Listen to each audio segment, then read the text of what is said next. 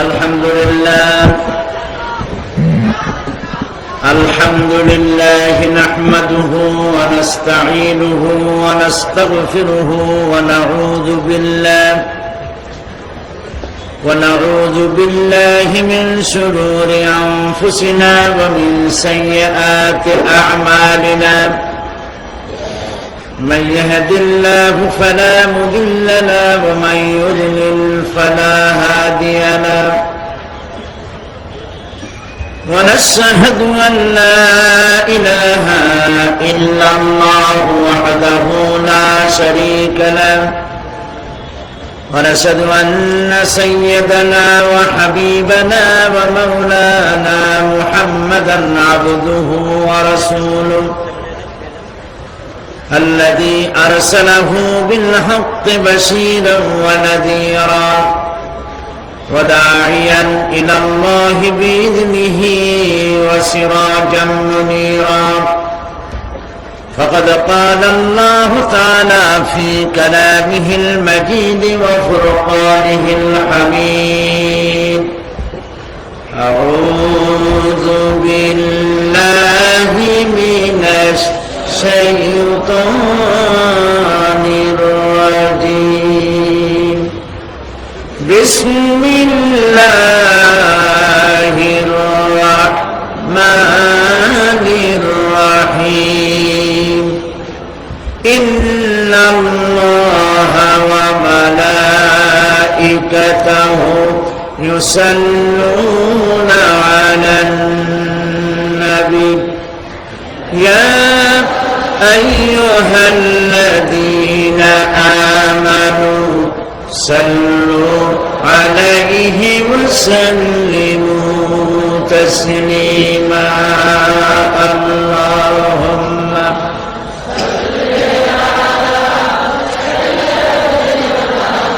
مولانا محمد وعلى آل مولانا محمد প্রাণ খুলে মহব্বতের সাথে সবাই পড়ে আল্লাহুম্মা সাল্লি আলা মাওলানা মুহাম্মদ ওয়া আলা আলি সাইয়্যিদিনা বালাগাল উলা বিকামালিহি كشف الدجى بجماله حسنت جميع خصاله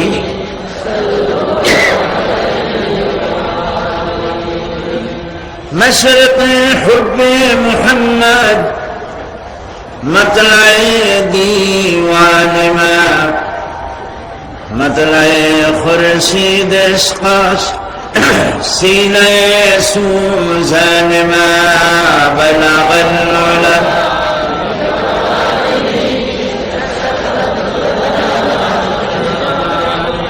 حسنت جميع خصاله صلوا عليه سورة يوسف بداري حکمت لقمان ما قاری قرآن باری اے دل شادمان ما بلغ الولا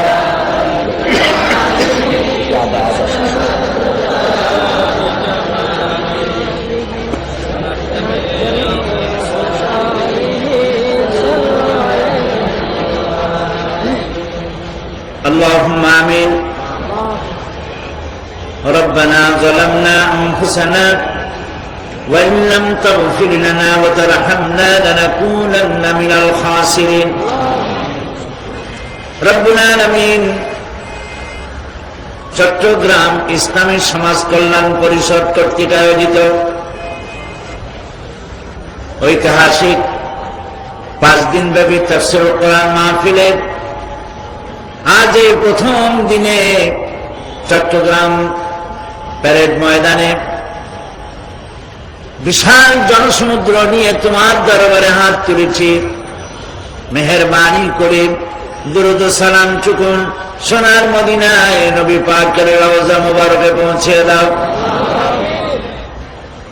तमाम পৃথিবীর মাটির নিচে যত মুমিন মুমিনাত শুয়ে আছেন তাদের আরওয়ার পরে সওয়াব পৌঁছায় দাও রব্বুল আলামিন।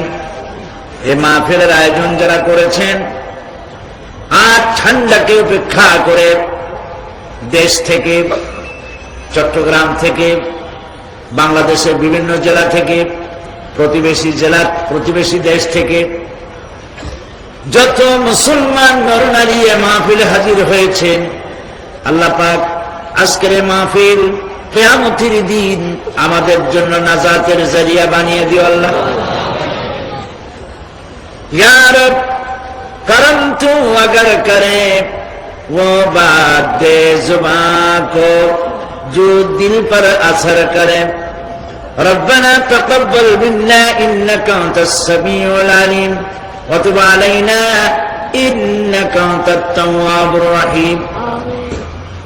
सुब्हान रब्बिका रब्बिल इज्जति अम्मा यसिफून व सलामुन अलल मुरसलीन अल्हम्दुलिल्लाहि रब्बिल आलमीन।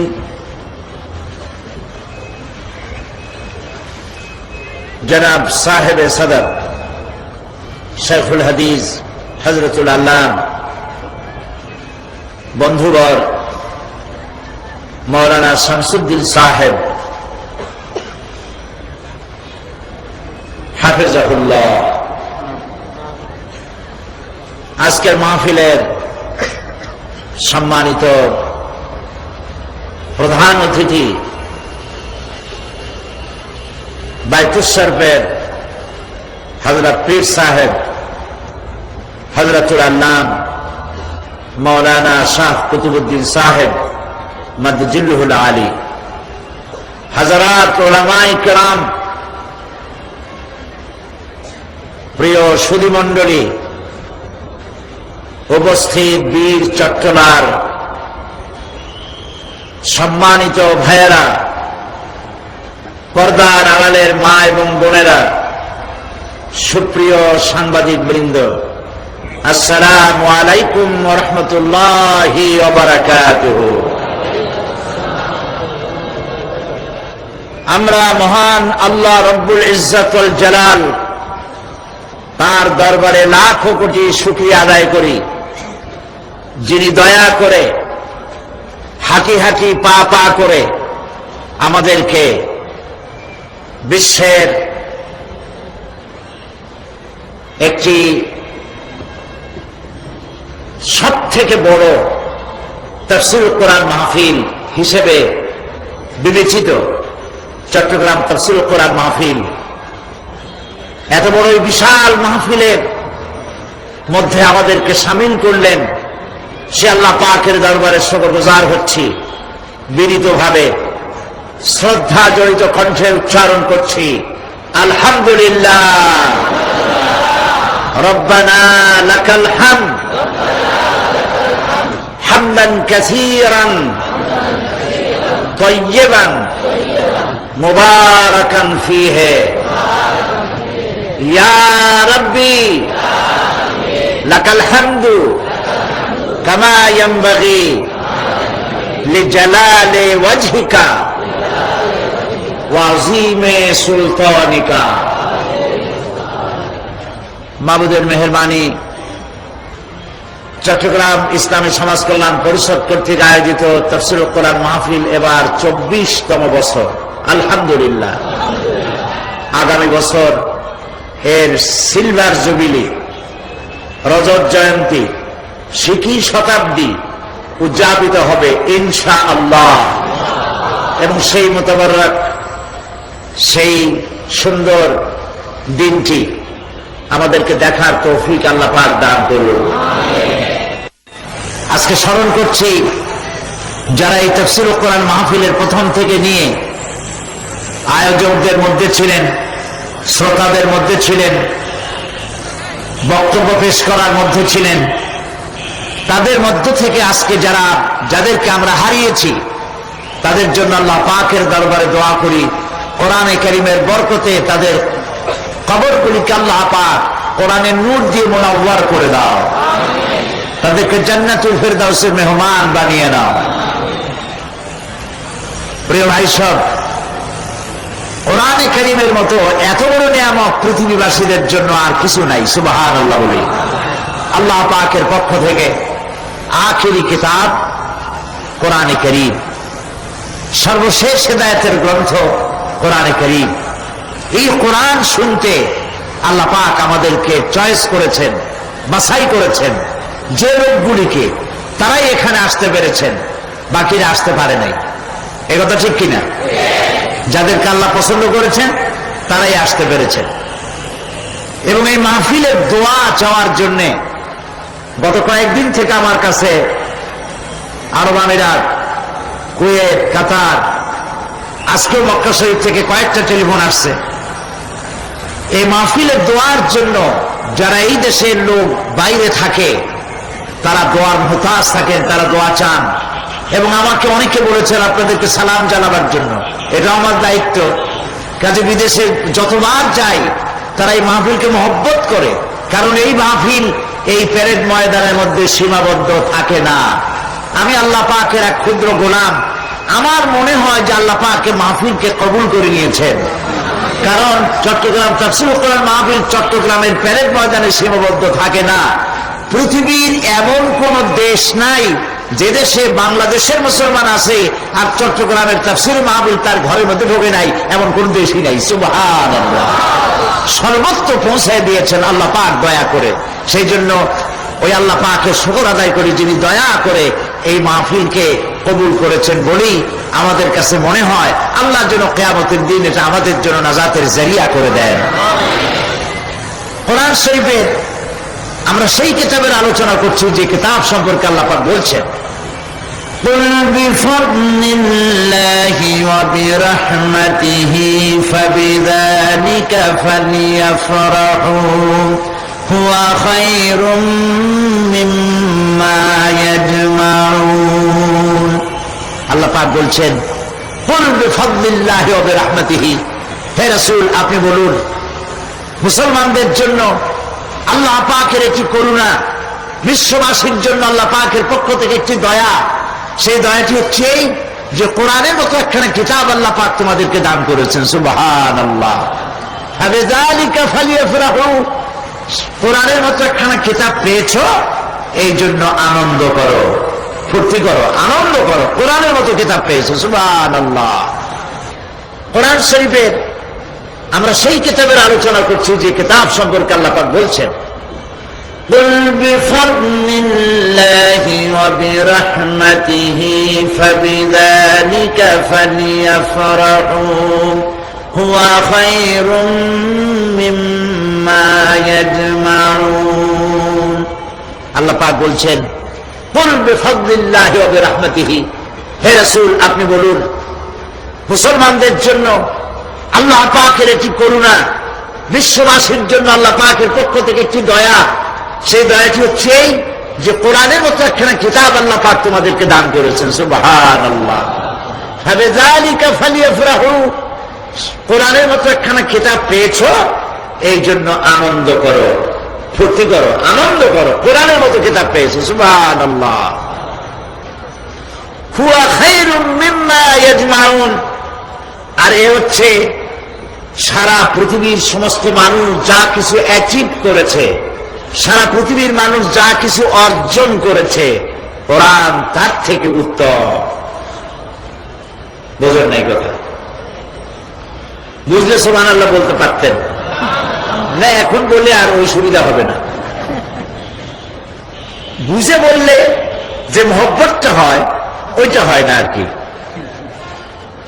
আল্লাহ কি বলছেন শোনেন, আল্লাহ পাক বলছেন হুয়া খায়রুম মিম্মা ইয়াজমাউন, পৃথিবীর সমস্ত মানুষ যা অর্জন করেছে, মানুষেরা কি অর্জন করেছে? মানুষেরা অর্জন করেছে সোনার খনি, লোহার খনি, কয়লার খনি, রূপার খনি, হীরার খনি, ইন্ডাস্ট্রি, এমপি, মন্ত্রী, প্রেসিডেন্ট, জায়গা জমি, বাড়ি গাড়ি। পৃথিবীর সমস্ত মানুষ জাগতিক যা কিছু অর্জন করেছে, পৃথিবীর সমস্ত মানুষ, কোরআন তার থেকে উত্তম। সেই কিতাব আমাদের কাছে এসেছে। আমি ওই কিতাব থেকে আপনাদের সামনে আলোচনা করার আশা রাখি, তবে আমি তো কিছুই বলতে পারবো না। সুবহানাকা লা ইলমা লানা ইল্লা মা আল্লামতানা আলাইহি তাওয়াক্কালতু ওয়া ইলাইহি উনীব। আল্লাহ পাক যদি দয়া করে, মানুষেরা বড় আশা করে আসে কোরআন শোনার জন্য।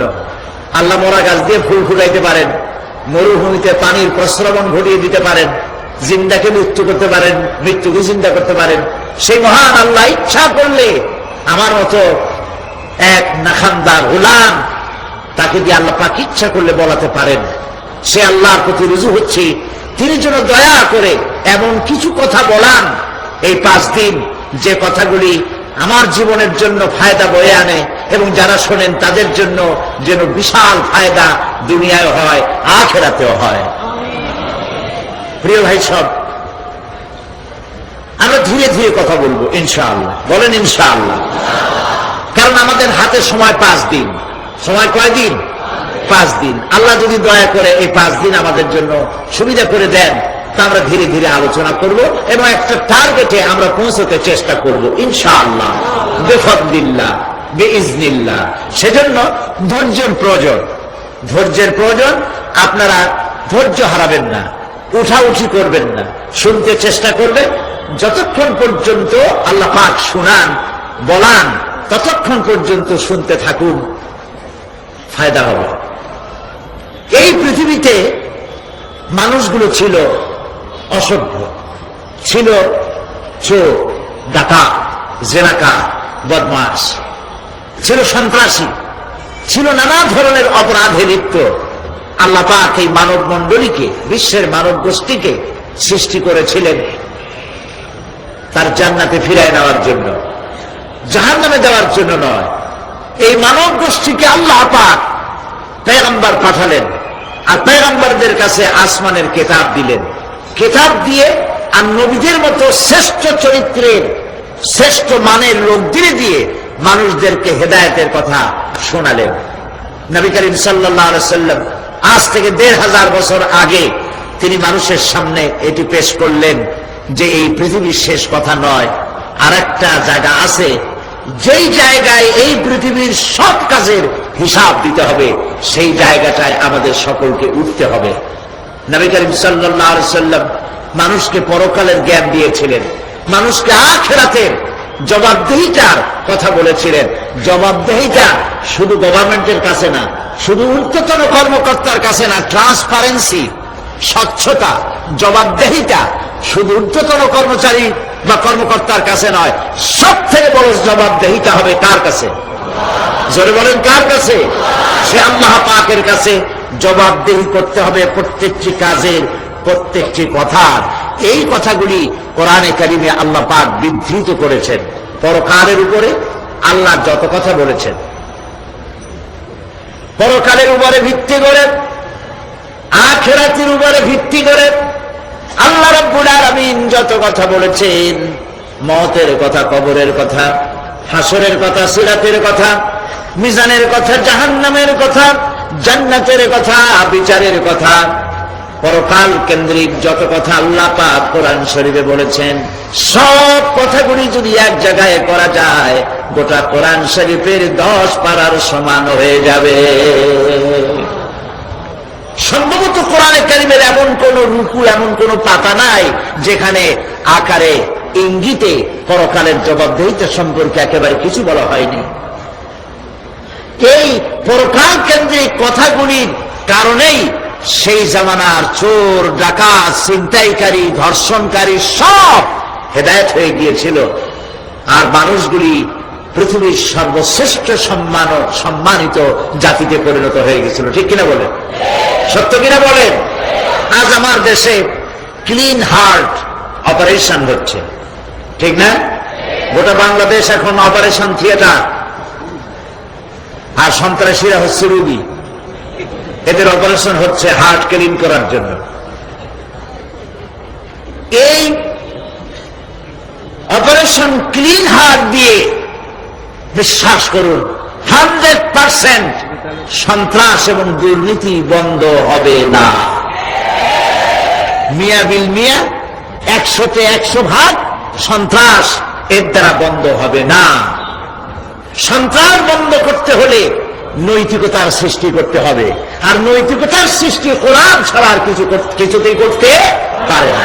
আমার শিক্ষাঙ্গনে, কলেজ, বিশ্ববিদ্যালয়, হাই স্কুলগুলিতে যে ধরনের মানুষ আজ তৈরি হচ্ছে, আপনারা কি লক্ষ্য করেছেন কি মানুষ হচ্ছে? দেখুন নবীজি কি বলেছেন। আল্লাহর নবী বলেন, ইন্নাল্লাযী লাইসা ফী জাওফিহি শাইউন মিনাল কুরআনি কাল বাইতিল খারিব, যেই স্মৃতির ভিতরে, যেই দেহের ভিতরে কোরআন নাই, ওই দেহটা একটা বিরান বাড়ির মতো, একটা পোড়ো বাড়ির মতো। যেই বাড়িতে মানুষ থাকে না এটাকে বিরান বাড়ি বলে। তো যেখানে মানুষ থাকে না এটা একটা বাড়ি, কিন্তু মানুষ নাই, এই বাড়িতে কি থাকে বলেন তো? বলেন। এই কথার জবাবে প্রায় লোকেরা বলে যে ভূত থাকে। আপনারা এই বিষয়ে একেবারে নিশ্চিন্ত হন, পৃথিবীতে ভূত আর পেতনি বলে কিছু নেই। খামোখাই আপনারা ভয় পান, ভূত পেতনি নেই। যে ঘরে মানুষ নাই সেখানে চামচিকা থাকে, সেখানে বিচ্ছু থাকে, সাপ থাকে, সেখানে এই ধরনের সরীসৃপ এগুলি থাকে। এখন যেখানে যেই দেহের মধ্যে কোরআন নাই সেই দেহটা বিরান বাড়ির মতো।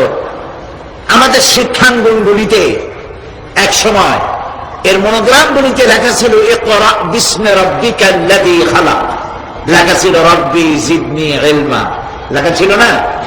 ছিল। 1972 সালে যারা ক্ষমতায় এলেন তারা এসে আল্লাহর কোরআনের আয়াত দুটি তুলে ফেলে দিলেন। এটি কি মিথ্যা না সত্য? এখন কোরআনে কারীম এমনিতেই ওখানে পড়ানো হয় না, পরীক্ষায় পাশ করার জন্য 2-4টা আয়াত, 2-4টা হাদিস, আর তো কিছু নাই। একথা সত্য কিনা? মনোগ্রাম ছিল, কোরআনের আয়াত লেখা ছিল, এই কোরআনের আয়াত তুলে দেওয়া হলো। এখন কোরআন নাই। কোরআন নাই কি আছে? যেই দেহের ভিতরে কোরআন নাই, যে স্মৃতিতে কোরআন নাই, সেটা বিরান বাড়ির মতো। বিরান বাড়িতে বিচ্ছু থাকে, সাপ থাকে, কুইচা থাকে, সেখানে হিংস্র প্রাণী থাকে। যেখানে যে শিক্ষাঙ্গনগুলিতে কোরআন নাই সেই শিক্ষাঙ্গনগুলিতে ওই সব জিনিস থাকে যা বিরান বাড়িতে থাকে। কথা বুঝতে পেরেছেন? ফলে আমাদের শিক্ষাঙ্গনগুলি থেকে চাঁদাবাজ, মাস্তান, গুন্ডা, ধর্ষণকারী ইত্যাদি সাপ্লাই হচ্ছে, তবে সব না। একটা উল্লেখযোগ্য অংশ খারাপ হয়ে যাচ্ছে। এটা ঠিক কিনা বলে? এই খারাপ যদি ভালো বানাতে চাই, নীতি নৈতিকতা ছাড়া, কোরআনের শিক্ষা ছাড়া, পরকালের জবাবদেহি তার চিন্তা ছাড়া আমরা আমাদের শিক্ষাঙ্গনকে বিডিআর দিয়া, পুলিশ দিয়া, আর্মি অপারেশন করে এই নীতি নৈতিকতার সৃষ্টি করা যাবে না। মানুষ ওজনে কম দেয়, খাদ্যে ভেজাল দেয়, জমিনের আইল ছাড়ে, বউকে পর্দায় রাখে না, মিথ্যা কথা বলে, ওয়াদা খেলাপ করে, প্রতারণা করে। এই সব জিনিস আপনি বন্ধ করতে পারবেন না। ক্লিন হার্ট তো ভালো, এর থেকে বড় কোন অপারেশন যদি থাকে সে অপারেশন করেও মানব গোষ্ঠীকে ভালো বানানো যাবে না। একটি জিনিসই মানুষকে ভালো করতে পারে, সেটা হলো আল্লাহর কাছে কিয়ামতের দিন জবাবদেহিতা। এই জবাবদেহিতার উপরে ভিত্তি করেই আমি আপনাদের সামনে কথা বলতে চাই। যদি আল্লাহ পাক আমাদেরকে তৌফিক দান করেন, আমরা বলি আমিন। নবী করিম সাল্লাল্লাহু আলাইহি ওয়াসাল্লাম তার নবুয়তের শুরুতে তিনি 3টি বিষয় মানুষকে দাওয়াত দিয়েছেন। এর একটি হলো তাওহীদ, একটি হলো রিসালাত, আর একটি হলো আখিরাত। তাওহীদ বলতে তিনি বুঝাইছেন সার্বভৌমত্বের মালিকানায় আল্লাহর সাথে কোনো শরীক নাই। কথা বুঝতে পেরেছেন? সার্বভৌমত্ব, ক্ষমতা এবং তার কর্তৃত্বে আল্লাহর সাথে কোনো শরীক নাই। এই কথা বিশ্বাস করার কোন উপায় নাই যে সকল ক্ষমতার উৎস জনগণ। এই কথা বলা এবং বিশ্বাস করা মুসলমানদের কোনো সুযোগ নাই। সকল ক্ষমতার কর্তৃত্বে কেবলমাত্র, একমাত্র, শুধুমাত্র মালিককে। আল্লাহ পাক বলেছেন আন্নাল কুওয়াতা লিল্লাহি জামিআ, সমস্ত ক্ষমতার উৎস কেবলমাত্র কে? আল্লাহ পাক। এটি হলো নবী করিম সাল্লাল্লাহু আলাইহি ওয়াসাল্লামের প্রথম দাওয়াত। দ্বিতীয় দাওয়াত হলো নবী করিম সাল্লাল্লাহু আলাইহি ওয়াসাল্লাম বলেছেন, আমি হচ্ছে আল্লাহ রসুল, আল্লাহ রসুল হিসেবে আমাকে প্রেরণ করেছেন। 3 নম্বরের দাওয়াত ছিল এই যে এই দুনিয়া এরকম থাকবে না, এই দুনিয়া ধ্বংস হবে এবং আমরাও একদিন মরে যাব, মরার পরে মাটিতে মিশে যাব, গলে যাব, এরপরে আবার আল্লাহ পাক আমাদেরকে উঠাবেন এবং কিয়ামতে আল্লাহর কাছে আমাদেরকে জবাবদিহি করতে হবে। এই 3টি বিষয় নবী করিম সাল্লাল্লাহু আলাইহি ওয়াসাল্লাম মক্কি জিন্দেগিতে মানুষের সামনে এই দাওয়াত পেশ করেছেন এবং কোরআনে কারীমও এই কথাগুলি এইভাবেই নাজিল হয়েছে। কাফেরেরা 3টি জিনিসের প্রথম জিনিসের সাথে তারা দ্বিমত খুব একটা করতে পারে নাই। তারাও জানতো যে আল্লাহ এক আছেন, তাদের যে দেবতাগুলি ছিল এ সম্পর্কে তাদের ধারণা ছিল যে দেবতাগুলিও ওই আল্লাহ তৈরি করা, তবে আল্লাহর কাজের এরা হলো অংশীদার। যেরকম গভর্নমেন্টের একজন প্রধানমন্ত্রী থাকে আর একজন প্রেসিডেন্ট থাকে আর বিভিন্ন বিভাগে মন্ত্রীরা থাকে, আল্লাহ ওইভাবে রাষ্ট্র, আল্লাহ বা ভগবান বা গড তারও এই বিশ্ব এগুলিকে পরিচালনা করার জন্য বিভিন্ন মন্ত্রণালয় আছে, আর ওই সব মন্ত্রণালয়গুলিতে আমাদের দেবতাগুলিকে এইভাবে শরীক করে রাখা তিনি রেখেছেন, এটা হলো তাদের ধারণা। 2 নম্বরে নবী করিম সাল্লাল্লাহু আলাইহি ওয়াসাল্লামের রিসালাত সম্পর্কে তাদের এই ব্যাপারে তারা একমত হতে পারে নাই, কিন্তু নবী করিম সাল্লাল্লাহু আলাইহি ওয়াসাল্লাম মিথ্যা কথা বলেছেন নাউজুবিল্লাহ এটা তারা ধারণা করতে পারত না, কারণ 40টি বছর পর্যন্ত একটি মিথ্যা কথা তিনি বলেন নাই। সুবহানাল্লাহ বলেন। নবুয়তের আগ পর্যন্ত কোন মিথ্যে কথা তার কাছ থেকে লোকেরা শোনে নাই।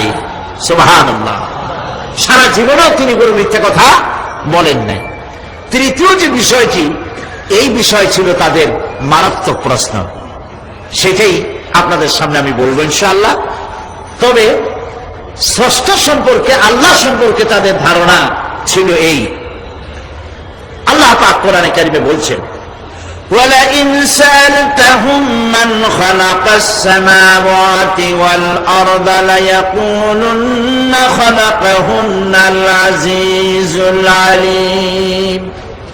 তাদেরকে যদি প্রশ্ন করা হয় কে আকাশ সৃষ্টি করেছে, কে জমিন সৃষ্টি করেছে, তাহলে তারা বলবে, এবং তোমাদেরকে কে সৃষ্টি করেছে, তার জবাবে তারা বলবে পরাক্রমশালী আল্লাহ রব্বুল আলামিন, তিনি সৃষ্টি করেছেন।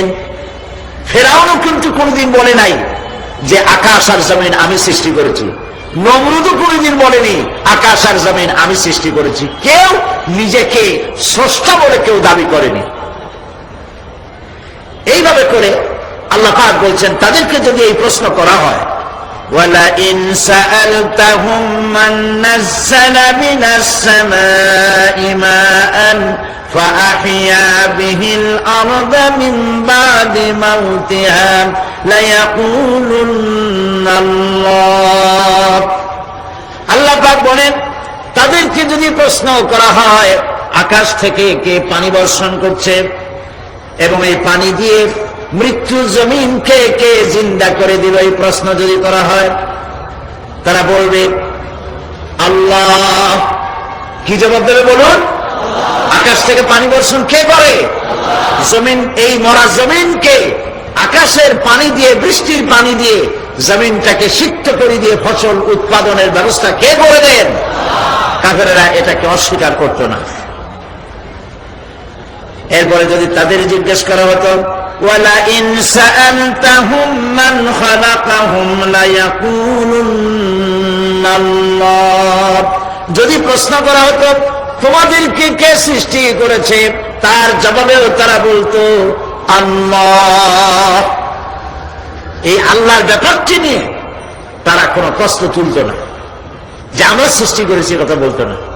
নবী করিম সাল্লাল্লাহু আলাইহি ওয়াসাল্লামের রিসালাত সম্পর্কেও তারা, তিনি মিথ্যা কথা বলছেন নাউজুবিল্লাহ, একথা বলতেও তারা সাহস পাইত না, যেহেতু সারা সমাজ তাকে আল আমিন বলেছে, সাদেক বলেছে। 40 বছর পর্যন্ত লোকেরা তাকে সাদেক, সত্যবাদী, আল আমিন বলেছে। আল্লাহ পাক তাকে সেইভাবেই তৈরি করেছেন। যে বিষয়টি নিয়ে তাদের মধ্যে সব থেকে চিন্তা ছিল, যেটা নিয়ে তারা সব থেকে বেশি গবেষণা করত, সেটি হলো নবী করিম সাল্লাল্লাহু আলাইহি ওয়াসাল্লাম যখনই বলেছিলেন যে পরকাল আছে, আখিরাত আছে, এইটা নিয়ে তাদের মাথায় যন্ত্রণার সৃষ্টি হলো। হাটে মাঠে ঘাটে তারা যেখানেই যেত খালি তারা আলোচনা করতো, শুনছো কথা, আমরা নাকি মরে যাব, তারপরে নাকি আমাদেরকে আল্লাহ পাক কিয়ামতে উঠাবেন এবং সেইখানে নাকি আমাদের সমস্ত কিছু জিজ্ঞাসা করা হবে, ওইখানে নাকি সব কথার জবাব দেওয়া লাগবে। এমন কথা বাপের কাছেও শুনি নাই, দাদার কাছেও শুনি নাই, কি সব আজে বাজে কথা এখন আমরা শুনতেছি। এই জাতীয় তারা ঠাট্টা বিদ্রুপ ইত্যাদি করত। ঠিক এই ধরনের একটি প্রেক্ষাপটে আল্লাহ পাক সূরা নাবা অবতীর্ণ করলেন। পড়েন আমার সাথে, আউযু বিল্লাহি মিনাশ শাইতানির রাজীম, বিসমিল্লাহির রাহমানির রাহিম। শয়তানের ওয়াসওয়াসা থেকে পানাহ চাই। পরম করুণাময় আল্লাহ রাব্বুল আলামিনের নামে শুরু করছি। আম্মা ইয়াতাসাআলুন আনিন নাবাইল আযীমিল্লাযী হুম ফীহি মুখতালিফুন কাল্লা সায়া'লামুনা সুম্মা কাল্লা সায়া'লামুন। সূরা নাবা মক্কায় অবতীর্ণ, দুটি মুখী, রুকু, 40টি আয়াত। এই সূরাটিতে আল্লাহ পাক মানুষের পরকালীন জীবন সম্পর্কে এবং পরকালের সম্ভাবনা সম্পর্কে এক বিস্তারিত আলোচনা আল্লাহ পাক করেছেন। নবী করিম সাল্লাল্লাহু আলাইহি ওয়াসাল্লাম বলেছেন, কেউ যদি দুনিয়ায় বেঁচে থেকে জীবিত চোখ দিয়ে পরকাল দেখতে চায়, পরকাল তো আমরা দেখতেছি না, কি বলেন, আমরা দেখতেছি? আমাদের কোন আত্মীয় স্বজন, মরা আত্মীয় স্বজন বেঁচে এসে ওই জগৎ সম্পর্কে আমাদেরকে কিছু বলতে পারতেছে? কেউ পারে না। কাজেই সেই পরকালটা কেমন হবে, নবী করিম সাল্লাল্লাহু আলাইহি ওয়াসাল্লাম বলেছেন, কেউ যদি দেখতে চায় তাহলে, দুনিয়ায় বেঁচে থাকা অবস্থায় কেউ যদি পরকাল দেখতে চায় তাহলে সে যেন সূরা নাবা, সূরা নাজিআত, সূরা তাকবীর, সূরা আল ইনফিতার সেজন্য পড়ে। তাহলে কিয়ামত তার চোখের সামনে ভেসে উঠবে। সুবহানাল্লাহ। আল্লাহ পাক বলছেন, আম্মা ইয়াতাসাআলুন, তারা কি সব ব্যাপারে জিজ্ঞাসাবাদ করছে? আনিন নাবাইল আযীম, সেই মহা ব্যাপারটি, সেই মহা খবরের ব্যাপারেই কি তারা এসব প্রশ্ন করছে? আল্লাযী হুম ফীহি মুখতালিফুন, যে ব্যাপারে তারা নিজেরাই মতদ্বৈততায় ভুগছে এবং নিজেরাই ঠাট্টা বিদ্রুপ ইত্যাদি করে বেড়াচ্ছে।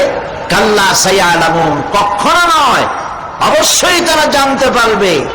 সুম্মা কাল্লা সায়া'লামুন, পুনরায় বলছি, অবশ্যই তারা এই বিষয়টি জানতে পারবে। এ হলো আয়াত যদ্দূর পড়েছিলাম তার শাব্দিক তরজমা।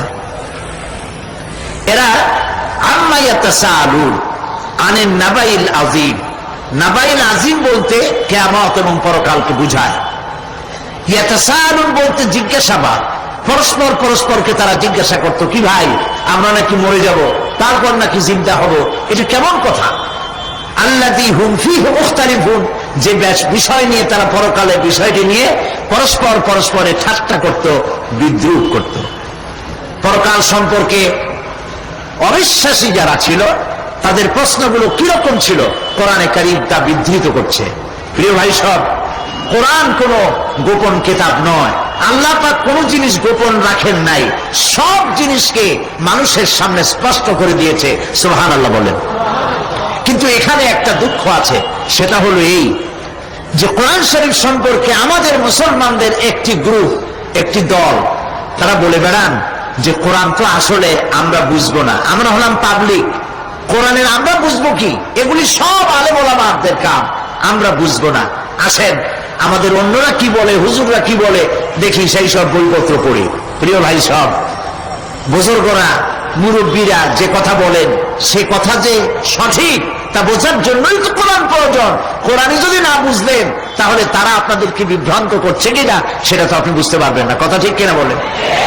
এখন কোরআন বোঝা যারা বলেন যে এটা কোরআন বোঝা সহজ নয়, কঠিন, আমার চিন্তায় এই লোকগুলি, এই বিশাল একটি গ্রুপ, একটি দল, শয়তানের বড় রকমের ওয়াসওয়াসার ভিতরে তারা নিমজ্জিত হয়ে গেছে। আল্লাহ মেহেরবানি করে এই ভাইদের দৃষ্টিকে খুলে দিন, যাতে তারা বুঝতে পারে যে কোরআন শুধু আলেম ওলামাদের জন্য নয়, কোরআন পৃথিবীর সমস্ত মানুষের জন্য। হুদাল লিল আলামিন তো আল্লাহ পাক বলেন নাই আলেমদের জন্য নাজিল করেছি, তা তো বলেন নাই, বলেছেন হুদাল লিন্নাস, সমস্ত মানুষের জন্য কোরআন দেওয়া হয়েছে। এখন কোরআন বোঝা কঠিন না সহজ? এই প্রশ্নের জবাবে আল্লাহ রাব্বুল আলামিন, আমরা প্রশ্ন করব, আমাদের প্রশ্ন করার অনেক আগে আল্লাহ রাব্বুল আলামিন সূরা কামারের ভিতরে একটি প্রশ্নের জবাব 4 বার দিয়েছেন। আল্লাহ পাক বলেছেন, ওয়া লাকাদ ইয়াসসারনাল কুরআনা লিযিকর ফাহাল মিন মুদ্দাকির। আল্লাহ পাক বলেন, আমি আল্লাহ অবশ্যই কোরআনকে মুখস্থ করার জন্য আর কোরআন বোঝার জন্য মানুষের কাছে আমি সহজ করে দিয়েছি। ফাহাল মিন মুদ্দাকির, আছে কে কেউ এর থেকে উপদেশ গ্রহণ করা? 4 বার আল্লাহ পাক বলেছেন সূরা কামারের ভিতরে, অবশ্যই কোরআন আমি বোঝার জন্য সহজ করে দিয়েছি। সুবহানাল্লাহ বলেন। আমরা বুঝতে চাই না, তাহলে বুঝবো কি করে? বুঝতে চাইলেই তো আমরা বুঝতে পারবো, চেষ্টা করলেই বুঝতে পারবো। কোরআনে কারীমের এই সূরাটির দিকে লক্ষ্য করে আল্লাহ পাক বলছে, কাফেরেরা এটা বিশ্বাস করত না, বিশ্বাস না করে তারা কি সব প্রশ্ন উঠাইতো, সেই প্রশ্নগুলো আল্লাহ পাক তুলে ধরেছেন। আরেকটি জিনিস লক্ষ্য করুন, আল্লাহর চাইতে শক্তিধর পৃথিবীতে কেউ আছে? আকাশে কেউ আছে? কোথাও কেউ আছে? কেউ নাই। আল্লাহরে অস্বীকার করছে একদল লোক, বলতেছে মানি না। আল্লাহ পাক ফেরেশতা পাঠায় দিলেন, ওদের গর্দান পিটাই ভেঙে দাও, আমারে মানে না কে? এইরকম কি আল্লাহ করছে? না, করেন নাই। ওরা বলে পরকাল মানি না, আল্লাহরে মানি না। আল্লাহ পাক কোরআনে যুক্তি দিয়েছেন, আর নবী করিম সাল্লাল্লাহু আলাইহি ওয়াসাল্লামকে বলেছেন, ইন্নামা আনতা মুযাক্কিরুন লাস্তা আলাইহিম বিমুসাইতির। হে নবী, উপদেশক করে আপনাকে পাঠাইছি, আপনাকে লাঠি চার্জ করার জন্য পাঠাই নাই। আপনি দারোগা নন, আপনি প্রচারক, মানুষকে উপদেশ দিন সুন্দর সুন্দর ভাষায়। উদউ ইলা সাবিলি রাব্বিকা বিল হিকমাতি ওয়াল মাউইজাতিল হাসানা, মিষ্টি মিষ্টি ভাবে, সুন্দর ভাবে, সুকৌশলে মানুষকে ভালো ভালো কথাগুলি সুন্দর করে বুঝিয়ে দিন। সুবহানাল্লাহ বলেন। এখন এই কাফেররা বলছে পরকাল বুঝি না, এখানে কেমনে হয়? আমরা অস্বীকার করি, মানি না। আল্লাহ পাক সাথে সাথে ফেরেশতা দিয়ে কারো ঘাড় মটকান নাই, কিন্তু পারতেন না? পারতেন না? আরে ভাই বলেন না কেন, পারতেন না? অবশ্যই পারতেন, কিন্তু তা করেন নাই। প্রত্যেকটি কথা যুক্তি দিয়ে, হাজার যুক্তি দিয়ে আল্লাহ পাক বুঝাইছেন। সুবহানাল্লাহ। কাফেররা প্রশ্ন করল, তারা বলতো আমাদের এই জীবন শেষ, মৃত্যুর পরে আমাদের আর নতুন করে ওঠা লাগবে না।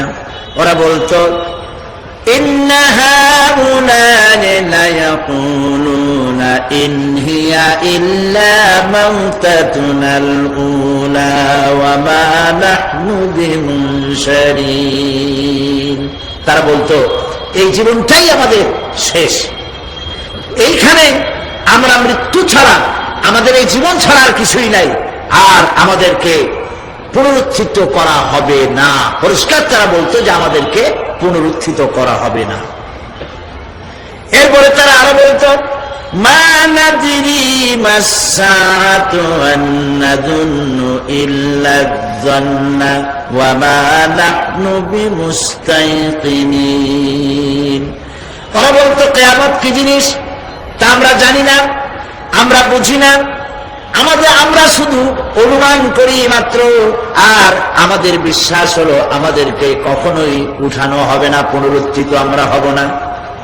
প্রিয় ভাই সব, এইভাবে তারা পরকালকে অস্বীকার করার কথাগুলি তারা বলতো। কাফেরেরা প্রশ্ন তুলতো, আমরা আর আমাদের মৃত্যুর পরে আর আমাদেরকে জিন্দা করা হবে না।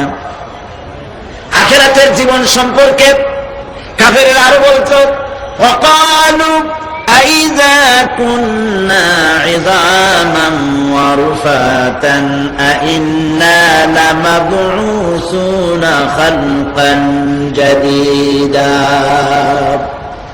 তারা বলতো যে আমরা মরে যাওয়ার পর আমাদের গোশতগুলি মিশে যাবে, হাড্ডি গুড্ডিগুলি পচে যাবে, এরপরে আমাদেরকে নতুন করে চিন্তা করা হবে। এটা মাথার মধ্যে ঢোকে না, কি আশ্চর্য ধরনের কথা, হবে কি করে? কাফের বেঈমানেরা আরো নানা ধরনের প্রশ্ন তারা করত। তারা বলতো, আইযা মিতনা ওয়া কুন্না তুরাবান যালিকা রাজউন বাঈদ। আমরা মাটিতে মিশে যাব, তারপরেও কি আমাদেরকে চিন্তা করা হবে, আমাদেরকে আবার উঠানো হবে? এটা তো বুদ্ধি, এটা চিন্তার বাইরের কথা, এটা তো মানতে পারি না। আসলে কাফেরদের এই বক্তব্য অনুযায়ী পরকালের জীবন বুদ্ধি বহির্ভূত নয়। ওরা যে বলে যে এটা আমাদের বুদ্ধিতে কুলায় না, আসলে তারা বুদ্ধি খাটায় নাই। কাফের তো বুদ্ধি খাটায় নাই। যেমন আমাদের ইউনিভার্সিটিতে ঢাকা বিশ্ববিদ্যালয়ে একজন ছিল, বেটা মরছে, হ্যাঁ আমি নাম নাই নিলাম, আপনারা তো বুঝে ভালাইছেন। সে কয় যে পরকাল বিশ্বাস করি না, বিয়ে টিয়া মানি না, মরা এটা হইতে পারে কিন্তু মরার পরে আরেকটা জীবন হবে, ওখানে হিসাব হবে, বিচার হবে, এই সমস্ত মানি না। এর থেকে আমারে তোমরা, আমি মরার পর হ্যাঁ মানে গোসল করাইও না, কাফন পরাইও না, জানাজা মানাজা এগুলি আমি বিশ্বাস করি না। নাউযুবিল্লাহ, কত বড় কপাল পোড়া, কত বড় কপাল পোড়া। ও মরার পর তার এই চিন্তা সম্পর্কে যখন আমি জানতে পেরেছি, আমার ধারণা হয়েছে ওই লোকটার উপরে আমার খুব দুঃখ হয় না। যেরকম কত কাফের আসছে, কত নাস্তিক আসছে, বিদায় হয়ে গেছে, এগুলো কোনো ব্যাপার না দুনিয়ার ইতিহাসে। সবথেকে বড় ব্যাপার হলো এই লোকটি বাংলা বিভাগে বছরের পর বছর, যুগের পর যুগ শিক্ষকতা করেছে ঢাকা বিশ্ববিদ্যালয়ে। সে কত সোনার টুকরা ছেলেকে কয়লার খড়ি বানায় দিয়েছে। এই জন্য বিশ্ববিদ্যালয়ে যারা চাকরি করে সরকারের দেখা উচিত তাদেরকে চাকরি, সেখানে শিক্ষকতা করার জন্য কাদেরকে নিয়োগ করা হচ্ছে, তারা নামাজি কিনা, তারা পরিষ্কার কিনা, তারা জেনাকার কিনা, তারা মদ খায় কিনা, তারা শয়তানি করে কিনা, দেখে শুনে ভালো মানুষ দেওয়া উচিত। মরে গেল, তারপরে তাকে রাখা হলো ডায়াবেটিক সেন্টারের মারিচুয়ারি ডিপ ফ্রিজের মধ্যে। তিনি বলে গেলেন, আমি মরার পর আমাকে মেডিকেল কলেজে পাঠাই দিও, তারা আমার কাটা ছেঁড়া করিয়া তারপরে অপারেশন শিখবে। তো তার নসিহত অনুযায়ী তাই করা হলো। ওসিয়ত অনুযায়ী যখন মেডিকেল কলেজের ছেলেরা টের পেল যে ওই নাস্তিকরা আনতেছে মেডিকেল কলেজে অপারেশন করে আমাদের শেখাবার জন্য, তারা বললো আল্লাহর রাস্তায় মাপ চাই, এই শয়তানের এদিকে আনবেন না। কারণ সারা জীবন সে আল্লাহর মানে অস্বীকার করেছে। পরে কাটা ছেঁড়া করে আমরা যদি কিছু শিখি তো তাই দিয়ে যে রুগী ভালো হবে, অপারেশন করলে সেটাও করবে। সুতরাং মাপ চাই, ফিরাও। ফিরাইয়া এখন ওইটা কি অবস্থা হয়েছে আমি জানি না, লেটেস্ট নিউজ জানি না কোথায় আছে। যদি এখন কবর তো কপালে হইল না, এখন যদি রাস্তাও ভাড়ায় দেয়, আমাদের দেশে কুত্তাও খাবে না। কারণ কুত্তাগুলি আমাদের দেশে এত অভদ্র না যে এত পচা বাসি লাশ খাবে, ওদেরও একটা রুচি টুচি আছে। প্রিয় ভাই সব, এদের চিন্তা, এদের বুদ্ধি হলো, এদের বুদ্ধি সীমিত বুদ্ধি। আর আল্লাহ কোরআনে বুদ্ধির কথা বলেন নাই, আল্লাহ বলেছেন জ্ঞানের কথা। আর ওরা হলো বুদ্ধিজীবী। ওরা কি জীবী কর? বুদ্ধিজীবী। আচ্ছা আপনারা একটা প্রশ্নের জবাব দেন তো, দুনিয়ার সব থেকে বড় বুদ্ধিজীবী কেনা? মাশাআল্লাহ, আপনাদের ওয়াজ না শুনেইলেও হবে, আপনারা তো জানি ফেলেছেন সব। সব থেকে বড় বুদ্ধিজীবীর নাম হলো শয়তান, আর সব থেকে বড় জ্ঞানীর নাম হযরত আদম আলাইহিস সালাম। মানুষের মধ্যে সর্বপ্রথম আল্লাহ তাকে জ্ঞান দান করেছিলেন। সুবহানাল্লাহ। আল্লাহ পাক কোরআনের মধ্যে কোথাও বলেন নাই যে আমি বুদ্ধি দিছি, আল্লাহ পাক বলেছেন ওয়া আল্লামা আদামাল আসমাআ কুল্লাহা, আমি আদমকে সমস্ত জিনিসের জ্ঞান দিয়েছি, নামগুলো শিখাইছি। সুবহানাল্লাহ। ওয়ালাকাদ আতাইনা লুকমানাল হিকমা, আমি লোকমানকে জ্ঞান দান করেছি। ওয়ালাকাদ আতাইনা দাউদা ওয়া সুলাইমানা ইলমা, আমি দাউদ আর সুলাইমানকে কি দিছি? বুদ্ধি দিছি। কি দিছি? জ্ঞান দান করেছি। ইব্রাহিম আলাইহিস সালাম বলেছেন, হে আমার আব্বা, হে আমার পিতা, আমার কাছে এমন জ্ঞান এসছে যে জ্ঞান আপনার কাছে নাই। ফাত্তাবিউনি আহদিকা সিরাতান সাবিয়্যা, আপনি আমার অনুসরণ করে আমি আপনাকে সোজা রাস্তায় উঠাই দেব। সুবহানাল্লাহ। আমার কাছে এমন ইলম আসছে। কোরআনে কারীমে আল্লাহ রাব্বুল আলামিন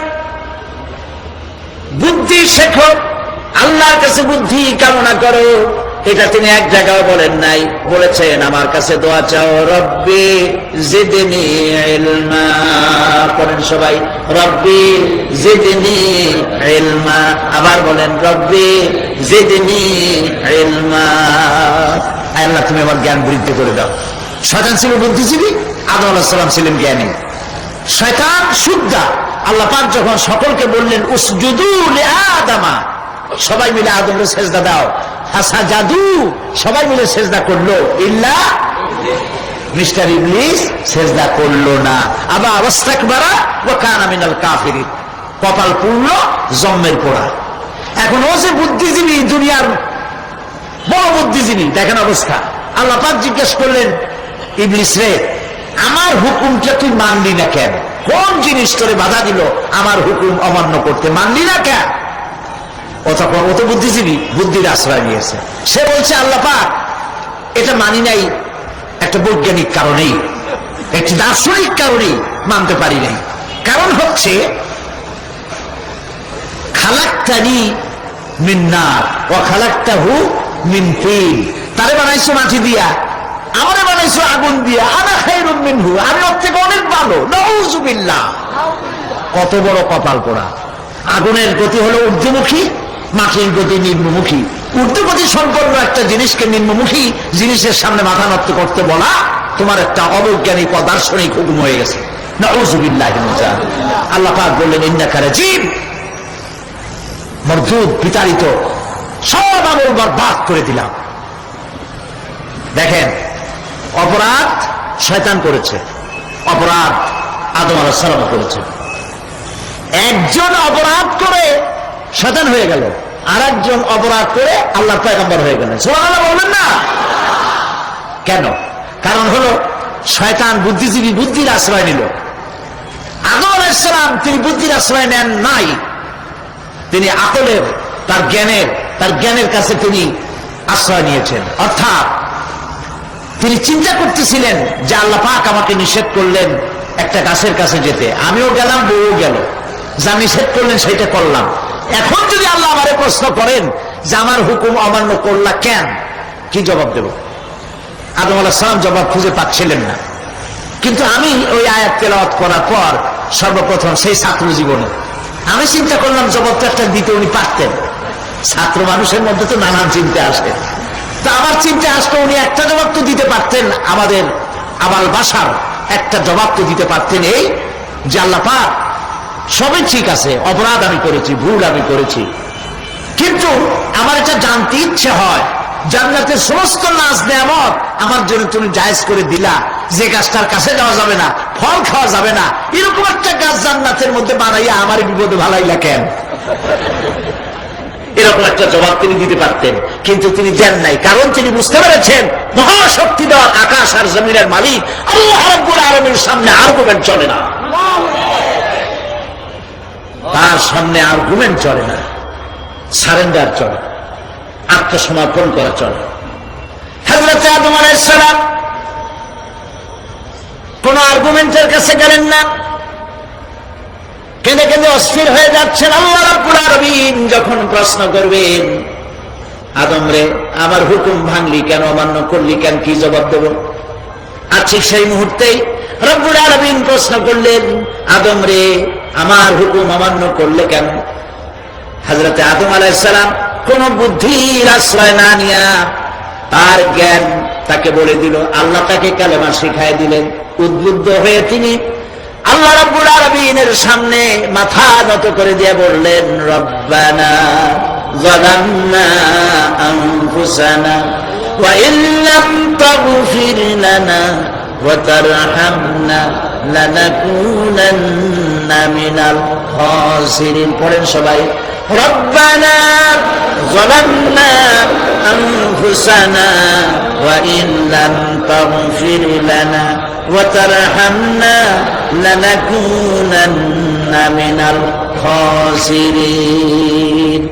রব্বানা যালামনা, হে আল্লাহ আমি আমার নফসের পরে, যালামনা আনফুসানা আমি আমার নফসের পরে জুলম করেছি, অত্যাচার করেছি। ওয়া ইল্লাম তাগফির লানা, তুমি যদি আমাকে ক্ষমা না করো। জ্ঞান কত দেখেন, শুধু ক্ষমা চান নাই, বলেছেন তুমি যদি আমাকে ক্ষমা না করো, ওয়া তারহামনা আর যদি দয়া না করো, লানাকুনান্না মিনাল খাসিরিন আমি ক্ষতিগ্রস্ত হয়ে যাব। কতটা জ্ঞানের অধিকারী তিনি। তিনি এটা বললেন না যে শুধু মাফ করে দাও, শুধু মাফ করলে হবে না, মাফও করা লাগবে, আর আগে যেমন দয়া করতে আসলেও করা লাগবে। সুবহানাল্লাহ। আল্লাহ পাক রাজি হয়ে গেলেন। রাজি হন নাই? আল্লাহ রাব্বুল আলামিন হযরত আদম আলাইহিস সালামকে শুধু ক্ষমা করলেন না, ক্ষমাও করলেন, আর নবীর মর্যাদা দিয়ে আল্লাহ রাব্বুল আলামিন দুনিয়ায় পাঠাইয়া দিলেন। সুতরাং বুদ্ধি দিয়ে কাফেররা বুদ্ধির আশ্রয় গ্রহণ করে সর্বনাশ করেছে, যে পরকাল হইতে পারে না, মরে যাবো আবার উঠবো, আবার এই শরীর কেমনে তৈরি হবে, এইটা তাদের বুদ্ধিতে কুলায় নাই। কিন্তু বুদ্ধি দিয়া চিন্তা করলে বোঝা যাইতো যে হ্যাঁ পরকাল একটা হইতে পারে। আর একটা কথা বলি, সেটা হলো এই, বহুত মানুষ আছে পরকাল বিশ্বাস করে না, আছে না? এমন আছে। এখন আমরা বিশ্বাস করি পরকাল, আমরা কারা কারা বিশ্বাস করি হাত উঁচু করে দেখান তো। আলহামদুলিল্লাহ বলি, বলেন আলহামদুলিল্লাহ।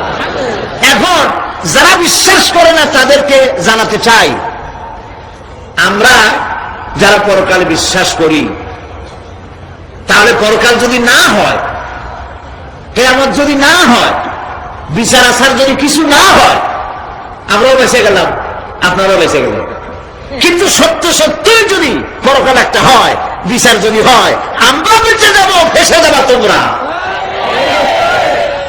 প্রিয় ভাই সব, আল্লাহ রাব্বুল আলামিন সুন্দর করে বুঝাচ্ছেন। দেখো এই যে সারা বছর এই যে ইটা কি বলে পরকাল কেন হবে, এটা বুদ্ধি দিয়ে চিন্তা করো, জ্ঞান দিয়ে চিন্তা করো। সারা বছর ব্যবসা করার পর হিসাব নিকাশের একটা দিন আসে, আসে না? বলেন আছে কিনা? হিসাব নিকাশের একটা দিন আসে সারা বছর ব্যবসা করার পর, সারা বছর লেখাপড়া করার পর, তারপরে কি বলে পরীক্ষা দেওয়ার একটা দিন আসে, আসে না? তো সারা জীবন আপনি এখানে কাজ বাজ করবেন, এখানে আপনি ভালো করলেন মন্দ করলেন, এর কোনো জবাব হবে না, বিচার হবে না। এটা পাগলে চিন্তা করতে পারে, আর পাগলেরা চিন্তা করে বলেই তারা বলে, পাগলেরই এটা কথা, মাটির পুতুল যেমনে নাচায় তেমনে নাচি, পুতুলের কি দোষ। মরিয়া দেখেন, এই গান যারা বিশ্বাস করে, মরিয়া দেখেন অবস্থাটা কি হয়। ফেরেশতারা আসা ধোপায় যেমন কাপড় আশ্রয়, ওই রকম ঠ্যাং ধরিয়া কবরের মধ্যে আশ্রাবে, আর বলবে যেমনে আশ্রয় তেমনি আশ্রয়, ফেরেশতার কি দোষ। কাজে এই পৃথিবী শেষ কথা নয়, মৃত্যু অবধারিত, মরা লাগবে না। এবার দেখেন আল্লাহ কি বলেন, আল্লাযী খালাকাল মাউতা ওয়াল হায়াতা লিয়াবলুয়াকুম আইয়ুকুম আহসানু আমালা। আল্লাহ পাক বলছেন আমি মৃত্যু আর জীবন সৃষ্টি করেছি। কেন করেছি লক্ষ্য করুন, লিয়াবলুয়াকুম, যাতে করে আমি তোমাদেরকে পরীক্ষা করে নিতে পারি। কি ব্যাপারে? আইয়ুকুম আহসানু আমালা, আমলের দিক থেকে, নেক কাজের মধ্যে থেকে, ভালো কাজ এবং খারাপ কাজের মধ্যে থেকে, আইয়ুকুম আহসানু আমালা, ভালো কাজের দিক থেকে তোমাদের মধ্যে কে উত্তম, কে ভালো মানুষ, এইটার পরীক্ষা নেওয়ার জন্য আমি মৃত্যু আর জন্মের সৃষ্টি করেছি। প্রিয় ভাই সব খুব লক্ষ্য করুন, জন্ম আর মৃত্যু, জন্ম হলে মৃত্যু হবেই, না হবে না? এই যে একটা ডিউরেশন, একটি সময়, এই সময়টা হলো পরীক্ষার সময়। আমরা যারা পড়াশোনা করেছি, আপনারা পড়াশোনা করেছেন নিশ্চয়ই, কলেজে অথবা হাই স্কুল অথবা মাদ্রাসায় প্রতি বছর একটা করে পরীক্ষা আসে না পরীক্ষা? এই পরীক্ষার ডিউরেশন কত সময়? 3 ঘন্টা। কয় ঘন্টা বলে?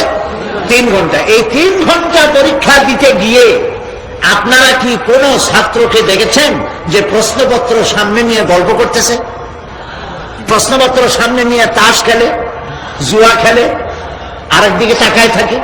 প্রতিটি মুহূর্ত সে কাজে লাগাচ্ছে, প্রতি মুহূর্ত কাজে লাগাচ্ছে।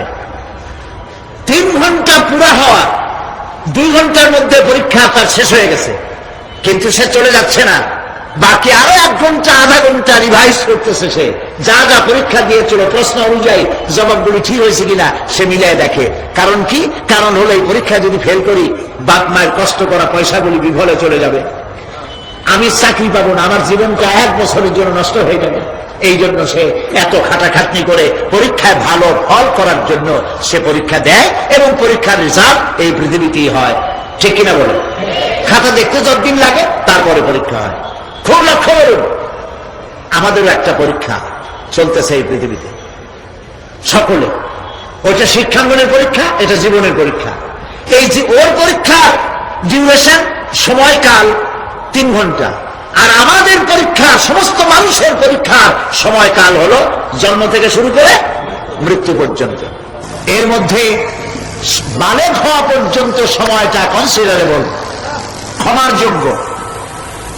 15 বছর 12 বছর বালেগ হইতে যে কয় বছর লাগছে, এইটা যা করছেন যা বলছেন সব না, কিন্তু বালেগ হওয়ার পরের থেকে নিয়ে মৃত্যু পর্যন্ত যা যা করবেন সমস্ত কাজের হিসাব আল্লাহর কাছে। একটা প্রশ্ন করি আপনাদের কাছে, রাগ করবেন না তো? বলবেন যে কথা বলতে তো আপনি আসছেন, আমাদের দিয়ে খাটান কেন? এরকম চিন্তা করবেন না তো? প্রশ্নটা হচ্ছে, বলেন তো দেখি, পৃথিবীর মধ্যে সবচাইতে মূল্যবান জিনিস, দামি জিনিস কোনটা? ইখতিলাফ হয়ে গিয়েছে, ইখতিলাফ হয়েছে। কেউ বলেছে যৌবন, কেউ বলেছে কোরআন, কেউ বলেছে ইসলাম। আর যারা বেশি বুদ্ধি রাখে তারা খামোশ, তারা কথা বলে নাই। কোনটা কইয়া কোন জ্বালা চুপ করে থাকাই ভালো। সব থেকে মূল্যবান জিনিসের নাম সময়। সব থেকে মূল্যবান জিনিসের নাম কি? এবার বলেন, এই পৃথিবীর মানুষ সব থেকে অপচয় করে কোন জিনিসে? সময়ের। সময়ের অপচয় আমরা যা করি। আমি সেদিন পুলিশ লাইনে আমার একটা বক্তব্য ছিল, কয়েক হাজার পুলিশ ছিল সেখানে, জুমার দিন। আমি বলছিলাম জুমার আগে তাদের সামনে, আজ আপনাদেরকে বলি, বাড়িতে আজকে রাত্রে ক্যালকুলেটর না থাকে যদি কাগজ কলম হাতে নেন। জীবনের 15 বছর বাদ দেন, এখন আপনার বয়স এখন যা, এই বয়সে প্রতিদিন ওই যৌবন প্রাপ্তির পর থেকে নিয়ে এই পর্যন্ত প্রতিদিন টেলিভিশনের সামনে নাটক দেখার জন্য, সিনেমা দেখার জন্য, ন্যাশনাল জিওগ্রাফি দেখার জন্য, ডিসকভারি দেখার জন্য, স্পোর্টস দেখার জন্য প্রতিদিন কয়েক ঘন্টা টিভির সামনে আপনি বসেন। এরপরে আপনি এগুলিকে সপ্তাহে কয় ঘন্টা হয়, মাসে কয় ঘন্টা হয়, বছরে কয় ঘন্টা হয়। বয়স এখন আপনার 50 বছর, 15 বছর বাদ দেন, 35 বছর। হিসাব করেন কয় বছর আপনি টেলিভিশনের সামনে বসা ছিলেন। আমার কথা কি মাথায় ঢুকছে? কয় বছর টেলিভিশন আর সিনেমা হলে বসা ছিলেন? চায়ের দোকানে গল্প করতে গিয়ে, আড্ডা মারতে গিয়ে কতটা সময় নষ্ট করেছেন?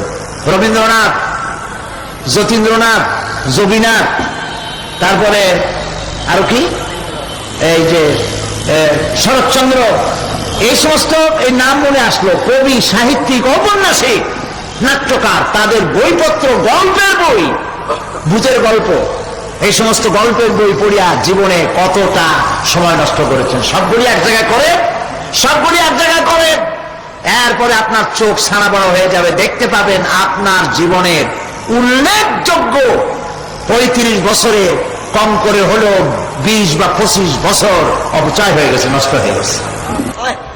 ইন্না লিল্লাহি ওয়া ইন্না ইলাইহি রাজিউন। জীবনের সব থেকে মূল্যবান সময়গুলি নষ্ট করে ফেলেছি আমরা। আল্লাহ পাক বলেছেন পরীক্ষা নেওয়ার জন্যই এই পৃথিবীতে দিয়েছিলাম। এখন ওর পরীক্ষার, ছাত্রের পরীক্ষার সময় 3 ঘন্টা, রেজাল্ট আউট হবে এখন। আর আপনার আমার পরীক্ষা মৃত্যুতে, জন্ম থেকে শুরু মৃত্যু পর্যন্ত, কিন্তু রেজাল্ট এখানে আউট হবে না। রেজাল্ট আউট হবে কোথায়? কিয়ামতের দিন। কোথায় হবে? হতেই হবে কিয়ামতের দিন। সেদিন এই পৃথিবীতে যারা ভালো কাজ করবে, ভালো কাজের জন্য আল্লাহ পুরস্কার দিবেন, আর মন্দ কাজ যারা করবে তাদের জন্য তিরস্কার তারা পাবেই। এই জন্য বিচার, কিয়ামত হওয়া, বিচার হওয়া, এটা বিবেকের দাবি, এটা জ্ঞানের দাবি। যারা বুদ্ধিজীবী দাবি করে কপাল পোড়া, এরা এটা বোঝে না, এদের মাথার মধ্যে এটা ঢোকে না। ঠিক কিনা বলে? প্রিয় ভাই সব, কিয়ামত হবে এবং কিয়ামতে আল্লাহর দরবারে আমাদের সকলকে উঠতে হবে, এটা কোনো সন্দেহের অবকাশ। এবার দেখেন আল্লাহ পাক এবার যুক্তি দিয়ে বুঝাচ্ছেন। সুবহানাল্লাহ বলেন। তোমরা যারা বলো যে মরে যাব, পচে যাব, মাটির সাথে মিশে যাব, আবার জিন্দা হবো কেমনে? আল্লাহ বলে কেমনে জিন্দা হবা? বুঝাই। সুবহানাল্লাহ বলেন। আল্লাহ রাব্বুল আলামিন বলেন, আল্লাহুল্লাযী আরসালার রিয়াহা ফাতুসিলু সাহাবা فسقناه إلى بلد ميت فأحيينا به الأرض بعد موتها كذلك النشور। আল্লাহ পাক বলেন, লক্ষ্য করে দেখো, সমুদ্রের লবণাক্ত পানিগুলি বাষ্প আকারে মেঘমালায় পরিণত করে দেই, আর বাতাসকে হুকুম করি মেঘটাকে টেনে নিয়ে যাও অমুক জায়গায়। আল্লাহ যেখানে বৃষ্টি দিতে চান, বাতাস মেঘকে ঠেলে নিয়ে সেখানে নিয়ে আসে, বৃষ্টির পানিগুলি পড়ল। আল্লাহ পাক বলেন, আকাশের সেই বৃষ্টির পানি দিয়া মরা জমিনকে আমি জিন্দা করে দিলাম। ফাআহিয়ানা বিহিল আরদা বাদা মাউতিহা, এই মৃত্যু জমিনকে আমি জিন্দা করলাম। সেখানে তুমি বীজ বপন করলে, সেই বীজগুলি, বীজের মাথা ফাটাইয়া চারাগুলি কে বের করে দিল? মাটির আস্তরণ, মাটির আস্তরণের মধ্যে কদুর বিচি, লাউর বিচি। আপনারা কদু কর না লাউ বলেন? যেটাই হোক, বুঝলেই হইল, কদু অথবা লাউ একই কথা। অথবা যে কোনো শাক সবজি, উদ্ভিদ, এর চারা, এর বীজ মাটিতে দেওয়া হলো। মাটিটা ফেটে চারা, যে পাতা দুটো বেরিয়ে আসলো, এই পাতা কি শক্ত না নরম? তাহলে মাটিটা ফাটাইয়া পাতা দুটো বাইর করে দিল কে? সুবহানাল্লাহ বলে।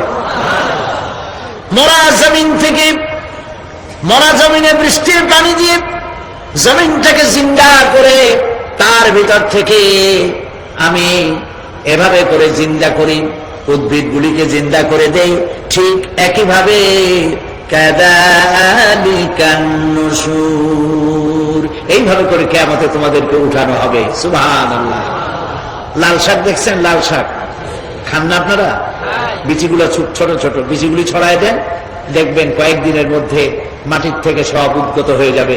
আল্লাহ পাক এই পৃথিবীতে আমাদের সৃষ্টি করেছিলেন, কবরের মধ্যে আমরা চলে যাব। সেই কবর কি, হাসর কি, ইত্যাদি বলবো ইনশাআল্লাহ ধীরে ধীরে। তো মাটির ভিতর থেকে এই গাছগুলি, চারাগুলি যেভাবে উদ্গত হয়, আল্লাহ পাক বলছেন এইভাবে করে আমি তোমাদেরকে জিন্দা করব, আবার উঠাবো, এতে কোনো সন্দেহ নাই। সুবহানাল্লাহ। রব্বুল আলামিন দৃষ্টান্ত দিয়ে বুঝাচ্ছেন, আলাম ইয়াকুন নুতফাতাম মিন মানিয়্যিন ইউমনা সুম্মা কানা আলাকাতান ফাখালাকা ফাসাওয়া ফাজআলা মিনহু যাওজাইনি যাকারা ওয়াল উনসা। আল্লাহ পাক বলেন, মানুষকে নিকৃষ্টতম মাতৃগর্ভে নিক্ষিপ্ত এক ফোঁটা পানি ছিল না, আমি তার থেকে আকার আকৃতি দিয়ে সুগঠিত করে মানুষের আকার দান করেছি, আর মায়ের পেটের ভিতরে আমি নারী আর পুরুষ বানাইছি, কন্যা সন্তান এবং পুত্র সন্তান বানাইছি। সুবহানাল্লাহ। এখন মানুষে কয়েছে আমরাও পারি। এই যে ক্লোনিং সিস্টেম একটা শুরু হয়েছে, শুনছেন আপনারা? কথা না কইলে বুঝি কি? ক্লোনিং পদ্ধতি। এটি ক্লোনিং পদ্ধতি বিজ্ঞানীরা যারাই কাজটা করতেছে তারা বিশ্ব সভ্যতাকে বিনষ্ট করার একটি মারাত্মক কাজে তারা হাত দিয়েছে। ক্লোনিং পদ্ধতিতে যে যা কিছু তৈরি হয়, এর আগে ভেড়ার বাচ্চা হয়েছে, ছাগলের বাচ্চা বানাইছে, সেগুলি তার মায়ের মতোই হয়েছে অথবা পিতার মতো হয়েছে। পিতার ডিএনএ নিয়ে একটা পুরুষ জাতীয় জন্তুর ডিএনএ অথবা স্ত্রী জাতীয় একটি জন্তুর ডিএনএ নিয়ে তারপরে বিশেষ প্রক্রিয়ার মাধ্যমে সন্তান এই বাচ্চা উৎপাদনের ব্যবস্থা তারা শুরু করেছে পশু দিয়ে। এরপরে মানুষ এভাবে করা যায় কিনা সেই চিন্তা তারা করেছে। ইতিমধ্যে নাকি দুটো বাচ্চা হয়েছে, এটা সত্য না মিথ্যা এখনো যাচাই করা যায় নাই। কিন্তু পশুর থেকে যেগুলো হয়েছে সবগুলি রোগ নিয়ে আসছে পৃথিবীতে, গেল 1 নম্বর কথা। 2 নম্বরে ডিএনএর মাধ্যমে যে মানব শিশু পয়দা হয় তার সবগুলি তার মায়ের অনুকরণে হয়, একেবারে অবিকল মায়ের চেহারা নিয়ে আসতেছে, অবিকল পিতার চেহারা নিয়ে আসতেছে। চিন্তা করুন, এই মেয়ে যখন বয়স প্রাপ্তা হবে তখন তার পিতা কি করে বুঝবে তার বউ কোনটা আর মেয়ে কোনটা? কথা শুনতেছেন? পিতার অবিকল চেহারা নিয়ে একটা সন্তান আসলো, এখন সন্তান বড় হয়েছে, তার মা কি করে বুঝবে যে আমার স্বামী আসছে না আমার ছেলে আসছে? মানুষের এই হাজার হাজার crore crore million billion trillion মানুষ আল্লাহ পাক সৃষ্টি করেছেন এই পৃথিবীতে, একটা মানুষের চেহারার সাথে আর একটা মানুষের মিল, গলার আওয়াজেরও মিল নাই। যতই নকল করার চেষ্টা করুক একজন আর একজনের ধরা পড়েই, ঠিক কিনা কর? ধরা পড়বেই। গলার আওয়াজের যদি মিল থাকতো কি হইতো? এই যে মাহফিল আসছেন আপনার ওয়াজ শুনতে, বউ আছে বাড়ি, আপনার অবিকল আপনার আওয়াজের মতো একজন, গলার আওয়াজ ঠিক একই রকম, আপনার ঘরের দরজা কাছে যেয়ে বলতো, শুনছো আমি আসছি, দরজা খুলে দাও। তারপর দরজা খুললে কি হইতো চিন্তা করেন? সুবহানাল্লাহ বলবেন না?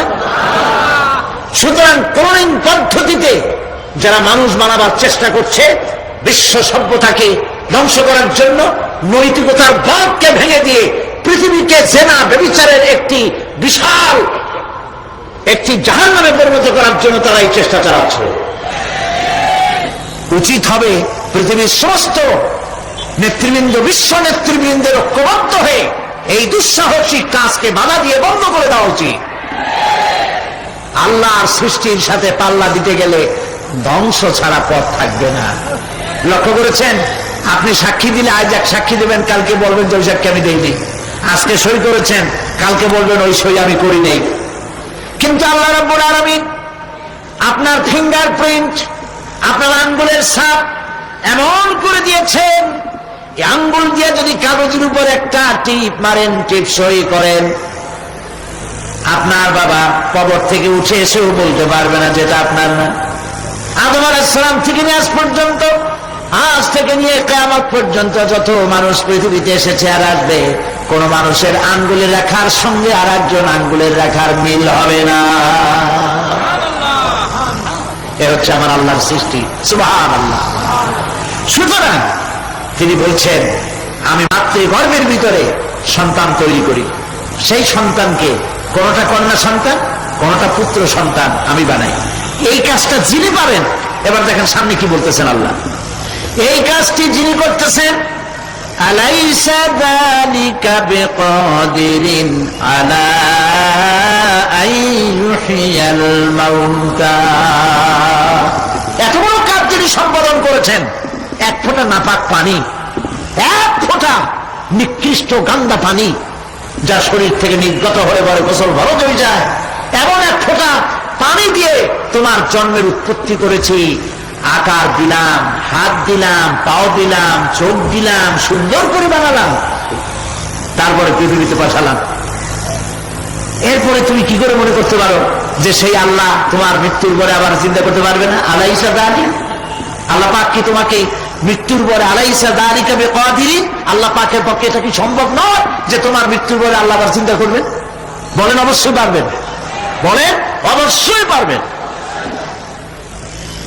প্রিয় ভাই সব, আল্লাহ পাক এরপরে বলছেন, ইয়া أيها الناس إن كنتم في ريب من البعث فإنا خلقناكم من تراب হে মানব সকল, যদি সন্দেহ হয় যে আমি তোমাদের পরকাল সম্পর্কে, যদি পুনরুত্থান সম্পর্কে যদি তোমাদের সন্দেহ হয়, জানা থাকা উচিত আমি তোমাদেরকে মাটি দিয়ে সৃষ্টি করেছি, মাটির উপকরণ দিয়ে সৃষ্টি করেছি।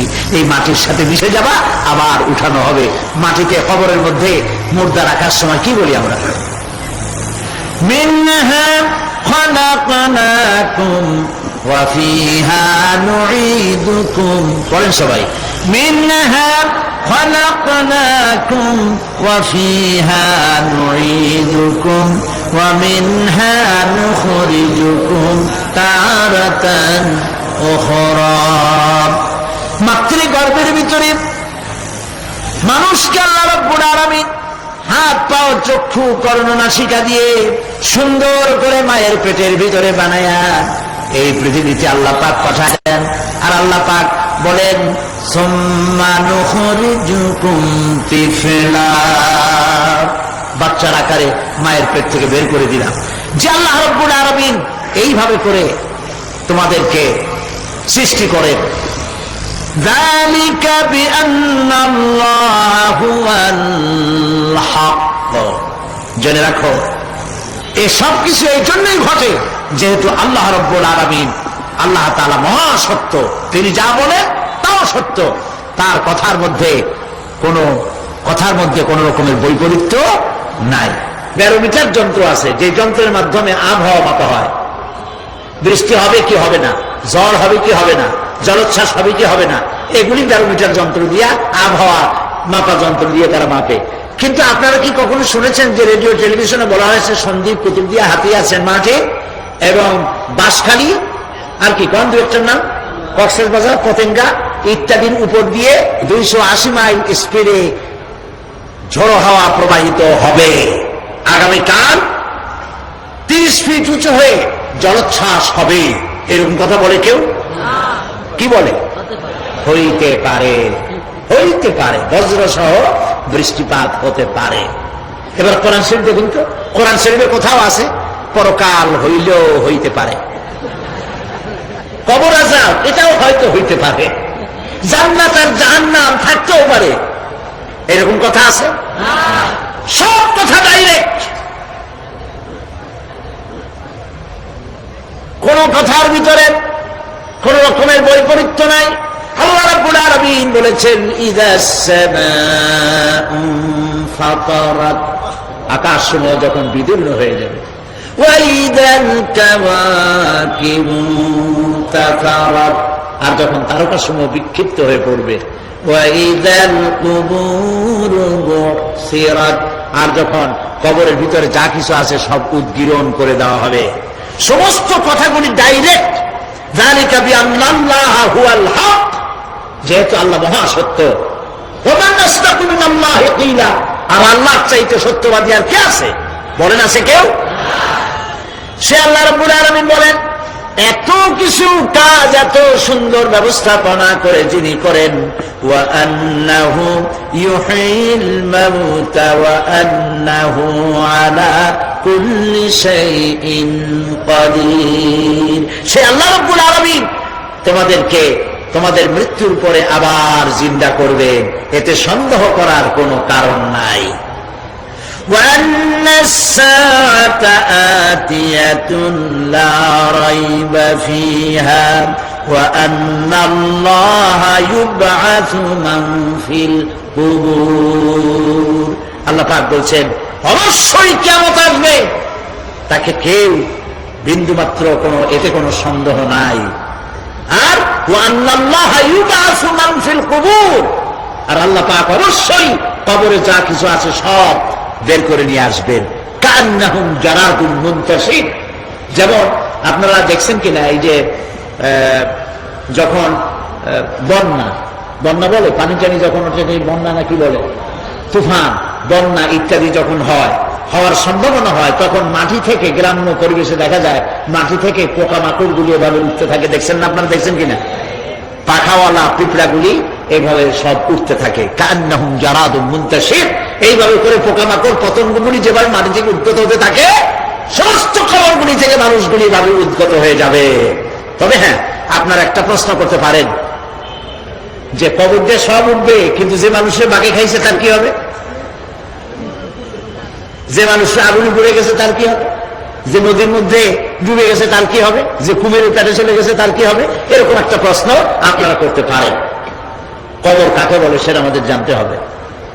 কবর শুধু মাটির গর্তটাকেই কবর বলা হয় না, এটি আলমে বারজাখ, এটি পর্দা, এটা জবনিকা। মৃত্যুর পরের জীবনটাই হলো আলমে আখিরাত পর্যন্ত যাইতে যে জীবনটা লাগে, যে একটি সময় আছে, এই সময়টার নামটাই হলো কবর। সেটা গর্তের মধ্যে হইতে পারে, মাটির মধ্যে, সেটা বাঘের পেটে হতে পারে, সেটা কুমিরের পেটে হতে পারে, সেটা পানিতে পচে যেতে পারে, এটা কোনো বিষয় না। আল্লাহ পাক উঠাতে চাইবেন এবং সমস্ত কিছুকে কিয়ামতের দিন আল্লাহ রাব্বুল আলামিন তার দরবারে হাজির করবে। তাহলে আমরা বুঝতে পারলাম যে কিয়ামত যে হবে এই ব্যাপারে কোনো সন্দেহের অবকাশ না। এখন ওই কিয়ামতের দিন আল্লাহ রাব্বুল আলামিন আমাদের বিচার নেবেন, হিসাব করবেন। দুনিয়ায় যে পরীক্ষা দিয়েছিলাম, এই পরীক্ষায় যদি কেউ একবার ফেল করে, আর একবার পরীক্ষা দিয়ে পাস করার সুযোগ আছে, আরো একবার যদি ফেল করে আবার পরীক্ষা দিয়ে পাস করার সুযোগ আছে। 10 বার পরীক্ষা দিবেন, 10 বার ফেল করবেন, 100 বার পরীক্ষা দিবেন, 100 বার ফেল করবেন, তারপরেও আবার পরীক্ষা দেওয়ার সুযোগ আছে। কিন্তু কিয়ামতের ময়দানে যদি কোনো মানুষ তার জীবনের পরীক্ষায় যদি ফেল করে, দ্বিতীয়বার পরীক্ষা দিয়া পাস করার আর কোনো সুযোগ নাই। এই পৃথিবীতে জজ কোর্টে কেউ হেরে গেল, হাইকোর্টে আপিল করার সুযোগ আছে। হাইকোর্টে যদি হেরে যায়, সুপ্রিম কোর্টে কেস করে জেতার সুযোগ আছে, আপিল করার সুযোগ আছে। সুপ্রিম কোর্টেও হেরে গেল, প্রেসিডেন্টের কাছে জীবন ভিক্ষা চাওয়া যাইতে পারে। কিন্তু কিয়ামতে আখিরাতে আদালতে ওই জায়গায় মানুষ যদি একবার তার জীবনের মামলায় হেরে যায়, দ্বিতীয়বার আপিল করার আর কোনো জায়গা নাই। কঠিন জায়গা, সেই জায়গা হবে এবং সেখানে সবাইকে উঠতেই হবে। সুতরাং এই যে প্রশ্ন করা হয় যে এই কিয়ামত কবে হবে, এটা বিশ্বাস করি না, হ্যান ত্যান ইত্যাদি, মরলে আবার জিন্দা করবে কে, এইসব প্রশ্নের কোনো দাম নাই। আল্লাহ পাক এই ব্যাপারে আরেকটি কথা বলছেন, ইয়াসআলুনাকা কাআন্নাকা হাফিজুন আনহা কুল ইন্নামা ইলমুহা ইনদাল্লাহ ولكن أكثر الناس لا يعلمون। হে নবী, এরা আপনার কাছে এই প্রশ্নটা করে এইভাবে যে কিয়ামত কবে আসবে, মনে হয় যেন আপনি এটা জানেন। এই ইলেম কিয়ামত কবে হবে মনে হয় যেন আপনি এটা জানেন, সেই জন্য তারা এই প্রশ্নটা করছে। আসলে কুল ইন্নামা ইলমুহা ইনদাল্লাহ, কিয়ামত কবে হবে এটা কে জানেন? ওয়ালাকিন্না আকসারান নাস লা ইয়ালামুন, অবশ্যই অধিকাংশ মানুষেরা এটা জানে না। কিয়ামত কবে হবে এটা একমাত্র আল্লাহ পাক জানেন। পরকালের জীবন যে হবে এতে কোনো সন্দেহ নাই, সেই ব্যাপারে আল্লাহ পাক বলছেন, আআনতুম আশাদ্দু খালকান আমিস সামাউ বানাহা। তোমরা যে পুনরুত্থান সম্পর্কে অস্বীকার করো, এবার চিন্তা করো, তোমারে বানানো কঠিন না ওই মহা আকাশটা বানানো কঠিন? কোনটা কঠিন বলেন না আপনারা, কোনটা কঠিন? আপনারা একটু তাকায় দেখেন তো, এই যে বিশাল প্যান্ডেল, এই প্যান্ডেলে খুঁটি আছে না নাই? আছে কিনা? কতগুলা খুঁটি গুনতে আপনার আধা ঘন্টা খানে সময় লাগবে, ঠিক না? এই একটা প্যান্ডেল বানাতে যদি এতগুলি খুঁটি লাগে, তাহলে বিশাল আকাশে যদি এইরকম খুঁটি লাগতো আকাশটারে ঝুলাই রাখার জন্য, তাহলে চিন্তা করেন তো, খুঁটির জ্বালায় গাড়ি চালান যাইতো? আছে কোনো খুঁটি? জোরে বলেন, আছে? নাই। ওই আকাশটাকে আল্লাহ পাক বলছেন, আনতুম আশাদ্দু খালকান আমিস সামাউ বানাহা। তোমারে বানানো কঠিন না বিশাল আকাশ বানানো কঠিন? কোনটা কঠিন ছিল? তো ওই আকাশটা বানানো তো আল্লাহ পাকের কাছে সহজ হয়ে গেছে। তাহলে তোমার এই একবার বানাইয়া যে একবার বানাতে পেরেছেন তিনি আবার চিন্তা করতে পারবেন না, এই চিন্তা কেন করো? আল্লাহ রাব্বুল আলামিন কোরআনে কারীমের ভিতরে পরিষ্কার করে বলেছেন, ওরা বলে, কাফের বেঈমানেরা বলে, ক্বালা মান ইউহয়িল ইযামা ওয়া হিয়া রামীম, আমাদের হাড় গোড় যখন পচে যাবে, গলে যাবে, কে আমাদের চিন্তা করবে?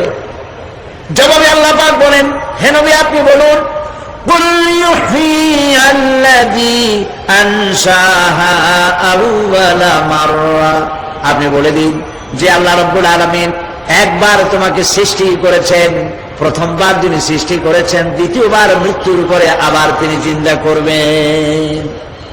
কেন বিশ্বাস করো না?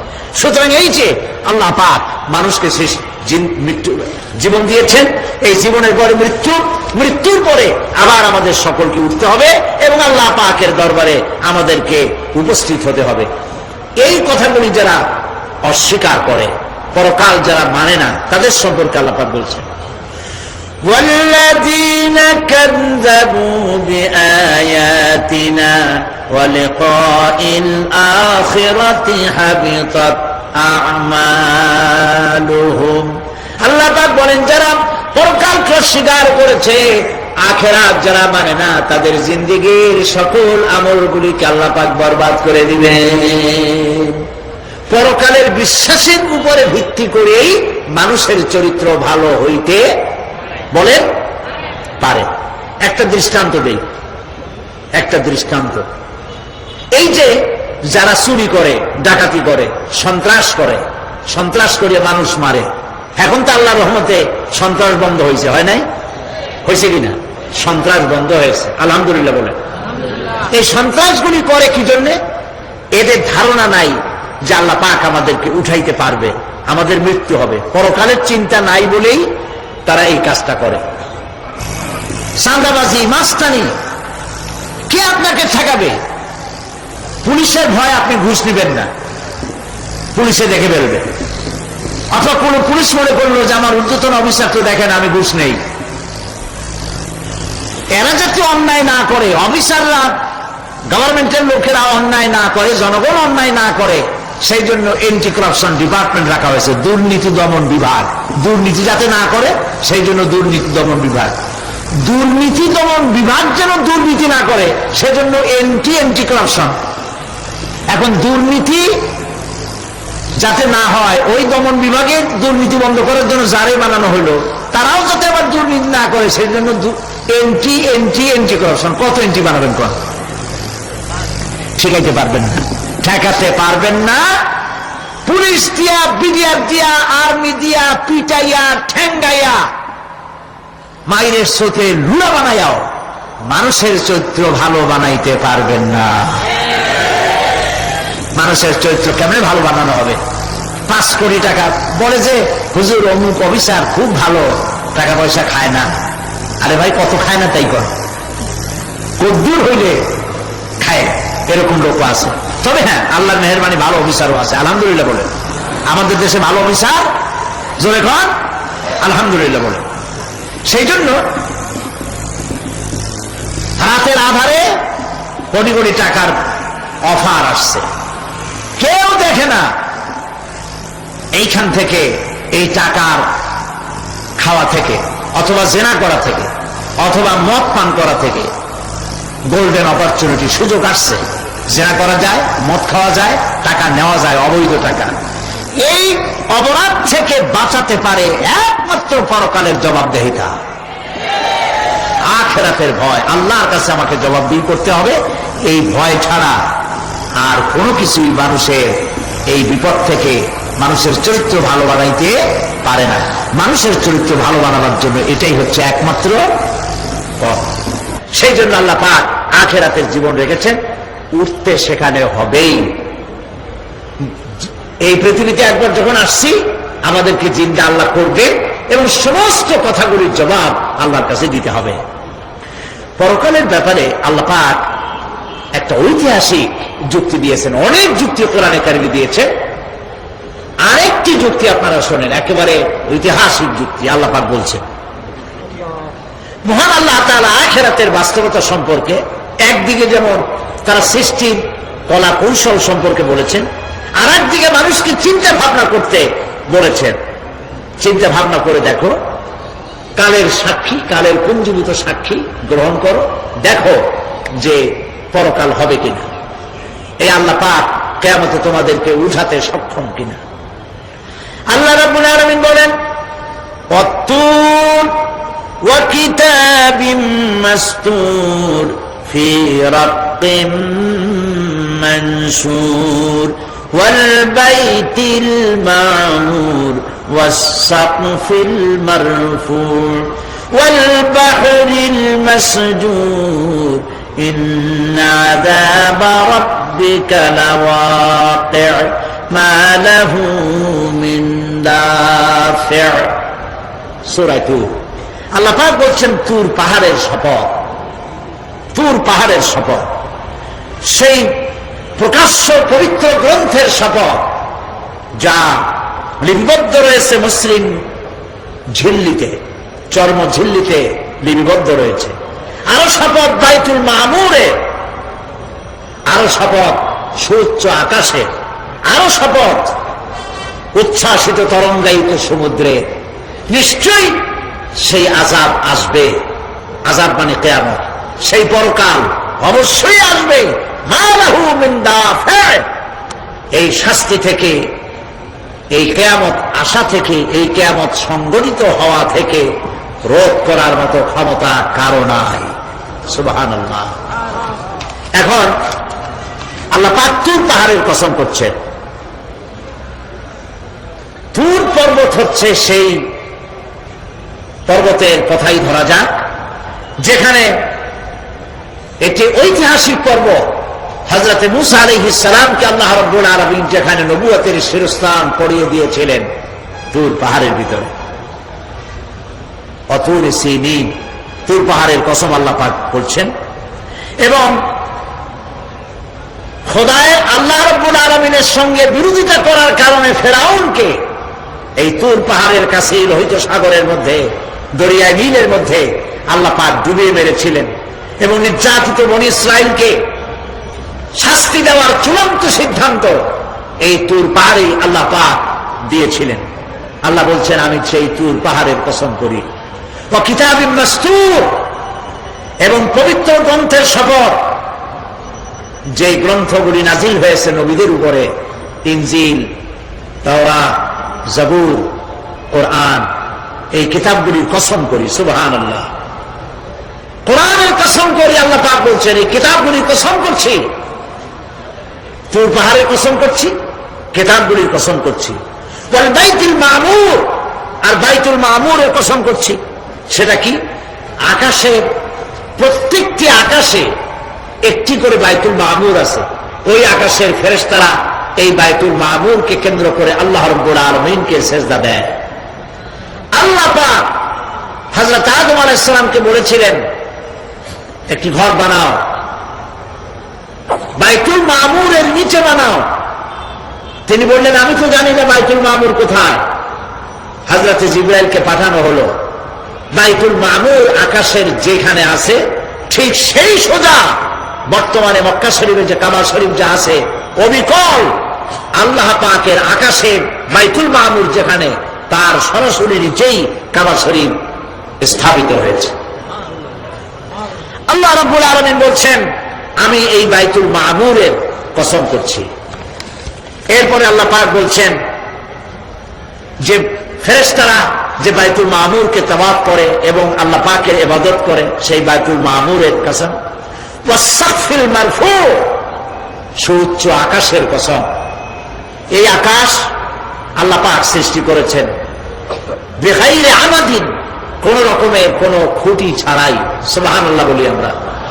এই বিশাল আকাশ সম্পর্কে ওই যে বুদ্ধিজীবী যারা, কোরআনের জ্ঞান যাদের কাছে নাই, তারা বলে যে আকাশ বলতে কিছু নাই, ওইটা একটা নীলা নীলা, বহু দূর, সেই জন্য নীলা নীলা দেখা যায়।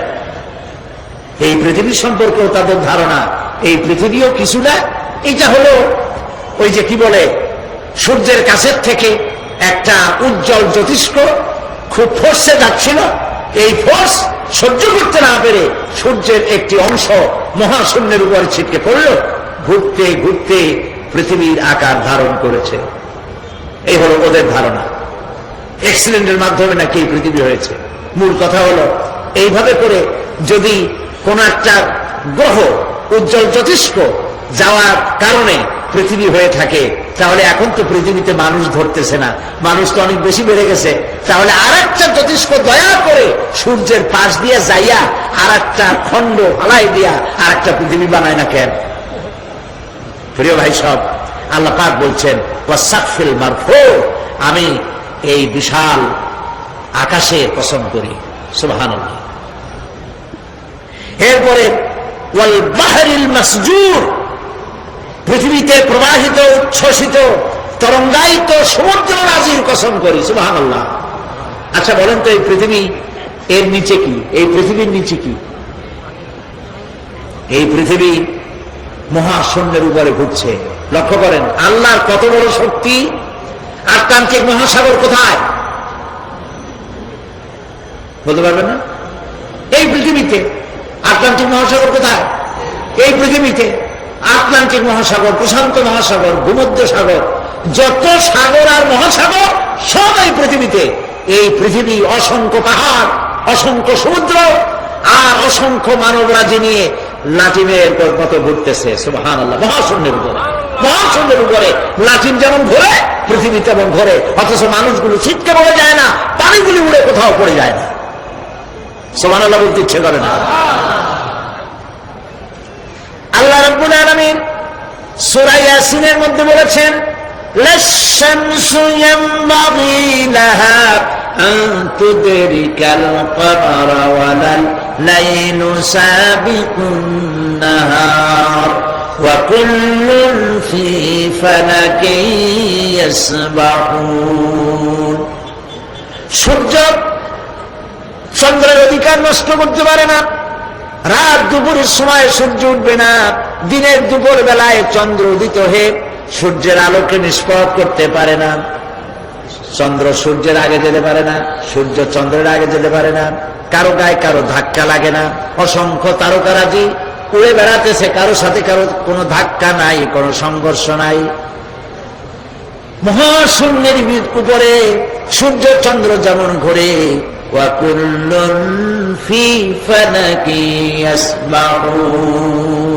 চাঁদ আর সূর্য যেমন ঘোরে, মহাশূন্য যা আছে তাও ঘোরে। এই পৃথিবীটা মহাশূন্যের উপরে, গোটা পৃথিবী সমস্ত সমুদ্র আর মহাসমুদ্র নিয়ে সব ঘুরতেছে। সুবহানাল্লাহ। ওয়াল বাহরিল মাসজুর, তরঙ্গায়িত উচ্ছ্বসিত সমুদ্র রাজির কসম করি। সমুদ্র সন্দ্বীপ যাওয়ার সময় কেমন অবস্থা হয় যদি তুফানে পড়ে?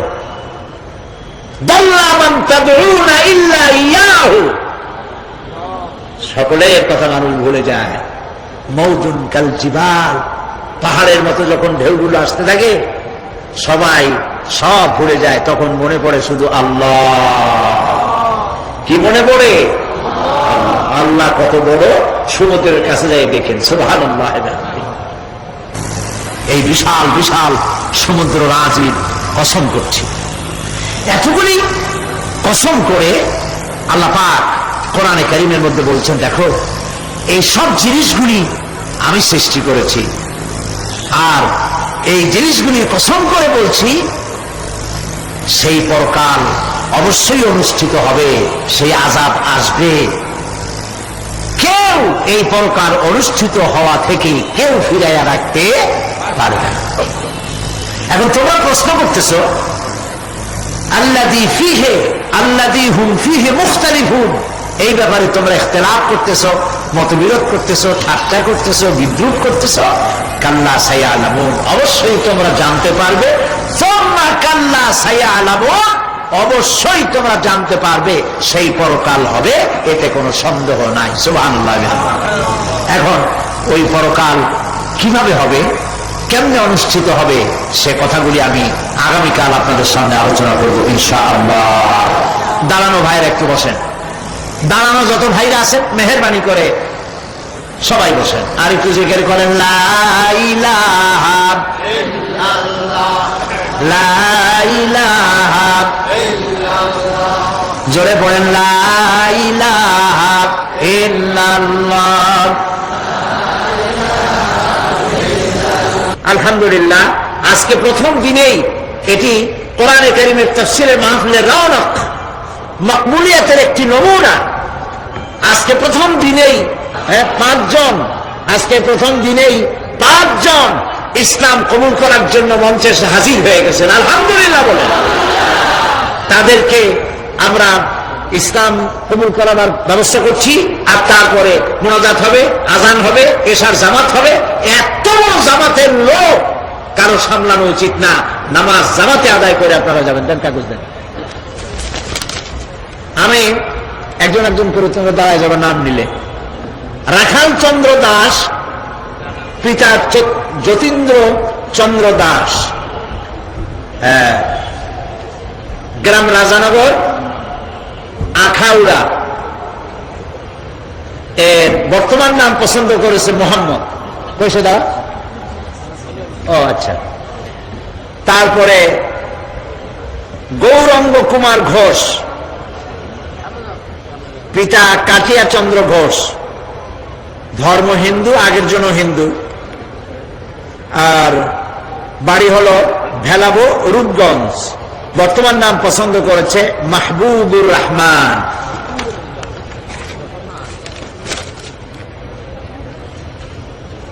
আরেকজনের নাম শ্রী নিখিল চন্দ্র রায়, পিতা শ্রী অবিনাশ চন্দ্র রায়, হিন্দু, বাড়ি দক্ষিণ গোসাইপুর, কোতোয়ালি, চট্টগ্রাম। নাম পছন্দ করেছে মোহাম্মদ ওমর ফারুক। মাশাআল্লাহ। দুলাল চন্দ্র মন্ডল, পিতা মৃত সুনীল চন্দ্র মন্ডল, ধর্ম হিন্দু, বাড়ি হল বালা তৈল, নিয়ামতপুর, নওগাঁ। এরা আছে চাঁদগাঁয়ে, চট্টগ্রামে থাকে। নতুন নাম পছন্দ করেছে মোহাম্মদ আব্দুর রহমান। আরেকজন নয়নচন্দ্র সাহা, পিতা উত্তম চন্দ্র সাহা, গ্রাম বালাখাল, কদম রসুল, সীতাকুণ্ড। বর্তমান নাম পছন্দ করেছে মোহাম্মদ সাইফুল ইসলাম। আলহামদুলিল্লাহ। আমরা আলহামদুলিল্লাহ বলি, আমরা তাদেরকে উৎসাহিত করি। জোরে বলি আলহামদুলিল্লাহ। আচ্ছা ভাই, আপনারা দাঁড়াইছেন কেন কন্ত দেখি? একটু পরেই তো দাঁড়াবেন, মোনাজাতের পরেই দাঁড়াইতে পারবেন, নামাজ পড়বেন। আল্লাহর মেহেরবানি। তো দাঁড়ানো, হাঁটা, ওনাদেরকে সম্মান দেন। বসেন, আসুন আমার কাছে আসেন। পাঁচজনই কাছে আসেন।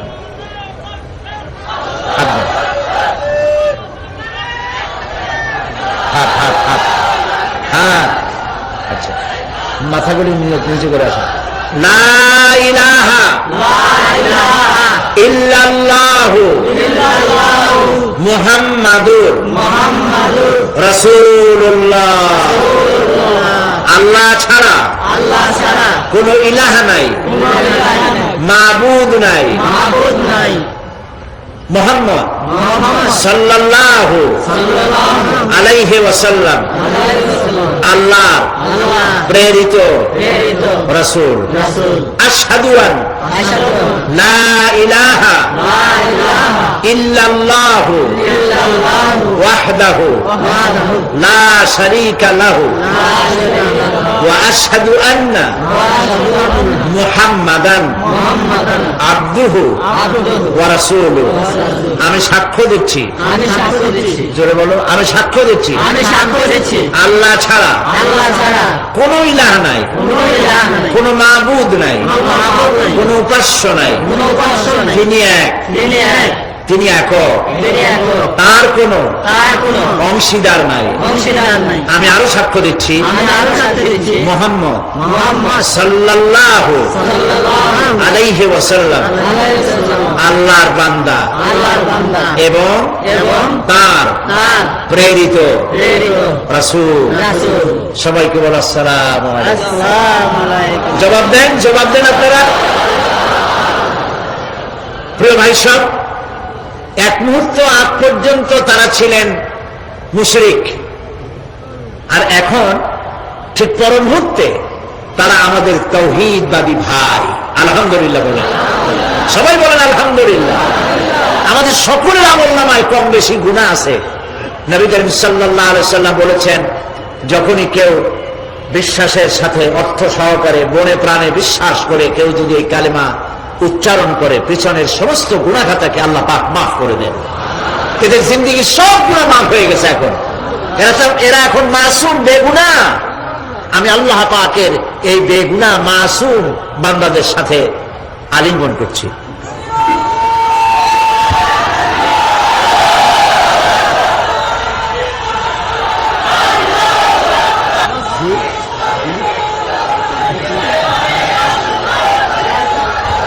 শরীফের যে তাফসীরগুলি আমি এখানে করেছি, আল্লাহ করাইছেন, সেগুলি এখন বিশাল বিশাল বই হয়ে গিয়েছে।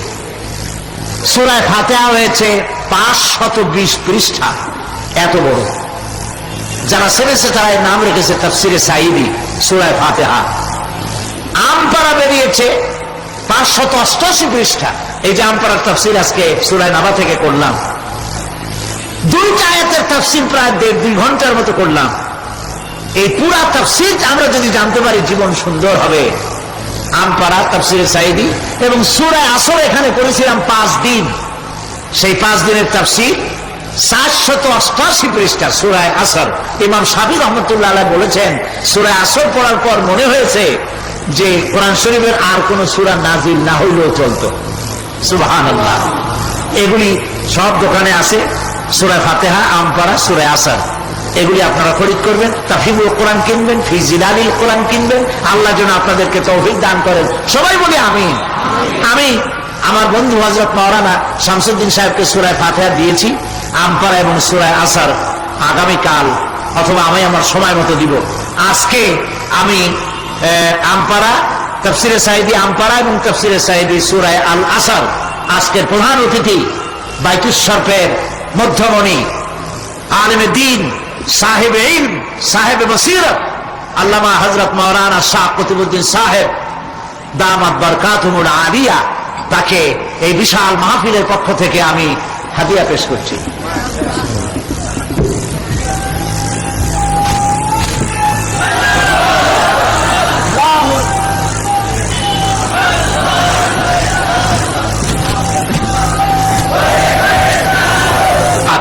আমরা নামাজ আদায় করব, ইশার নামাজ ইনশাআল্লাহ।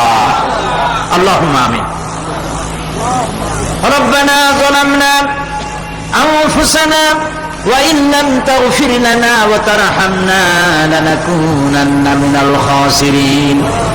রব্বানা লা তুযিগ কুলুবানা বা'দা ইয হাদাইতানা ওয়া হাব লানা মিন লাদুনকা রাহমাতান ইন্নাকা আনতাল ওয়াহ্হাব।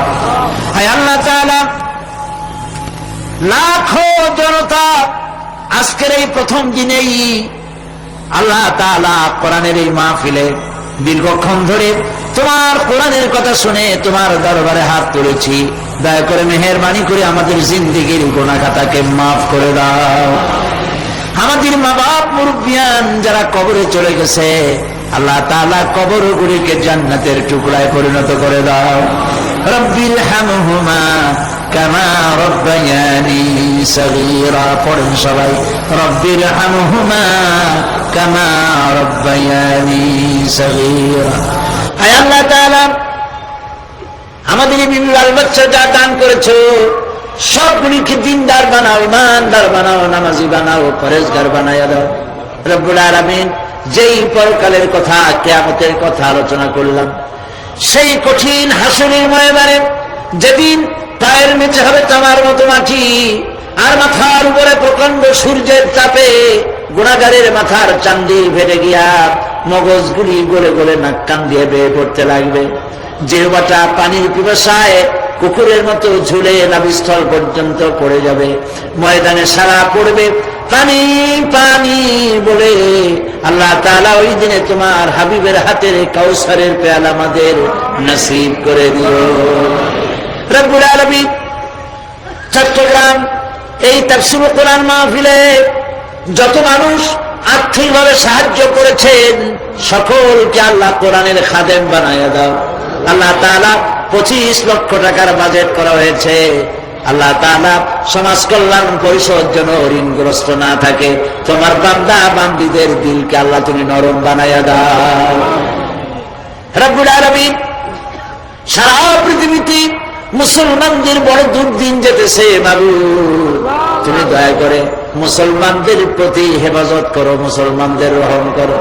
আয় আল্লাহ তাআলা, আয় আল্লাহ তাআলা, তুমি দয়া করে মেহেরবানি করে আমাদের মুসলমানদের উপরে তুমি গুসা করো না, আমাদেরকে তুমি মাফ করে দাও। আহ জাতি হায় ফলক পর रहम लाने के लिए, आह जाती है फलक पर रहम लाने के लिए, बादलो हज जा दे दो आह जाने के लिए, रहम कर अपना ना आईने करम को भूल जा, रहम कर अपना ना आईने करम को भूल जा, हम तुझे भूले हैं लेकिन तू न हमको भूल जा।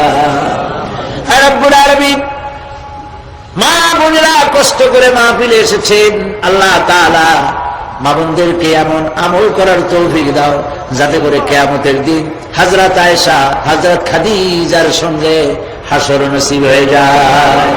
রব্বুল আলামিন, এই মাহফিল বাকি 4 দিন তোমার কুদরতি নিজাম দিয়ে আল্লাহ তুমি পরিচালিত করে দিও। সারা বাংলাদেশের মানুষ বিভিন্ন জায়গা থেকে এই মাহফিল আসে, আল্লাহ তাআলা প্রতিবেশী দেশ থেকে আসে, যারা প্লেনে আসেন অথবা গাড়িতে আসেন, পায়ে হেঁটে আসেন, যিনি যেভাবে আসেন আল্লাহ তাআলা যাতায়াতকে তুমি আসান করে দিও, বিপদ মুক্ত করে দিও, আল্লাহ দুর্ঘটনা মুক্ত করে দিও। যারা বাড়ি ছেড়ে তোমার কথা শুনতে আসে আল্লাহ বাড়িগুলি, ধন সম্পদগুলি তুমি হেফাজত করো। রব্বুল আলামিন, তুমি আমাদের দিলের মধ্যে তোমার মহব্বত পয়দা করে দাও, আল্লাহ পরকালের ভয় পয়দা করে দাও, আখিরাতের জবাবদিহিতার অনুভূতি সৃষ্টি করে দাও। আল্লাহ তাআলা, তুমি আমাদের দেশটাকে কবুল করো। আল্লাহ তাআলা, তুমি দয়া করে মেহেরবানি করে আমাদেরকে তোমার মকবুল বান্দাদের মধ্যে শামিল করে দাও। আল্লাহুম্মা জাআলনা মিনাত তাওয়াবিন ওয়াজআলনা মিনাল মুতাতাহহিরিন ওয়াজআলনা মিন ইবাদিকাস সালিহিন ওয়াজআলনা মিনাল্লাযীনা লা খাউফুন আলাইহিম ওয়া লা হুম ইয়াহজানুন। রব্বানা তাকাব্বাল মিন্না ইন্নাকা আনতাস সামিউল আলিম ওয়া তুব আলাইনা إنك أنت التواب الرحيم. سبحان ربك رب العزة عما يصفون وسلام على المرسلين والحمد لله رب العالمين. واجعل آخر كلامنا عند الموت لا إله إلا الله محمد رسول الله. السلام عليكم ورحمة الله.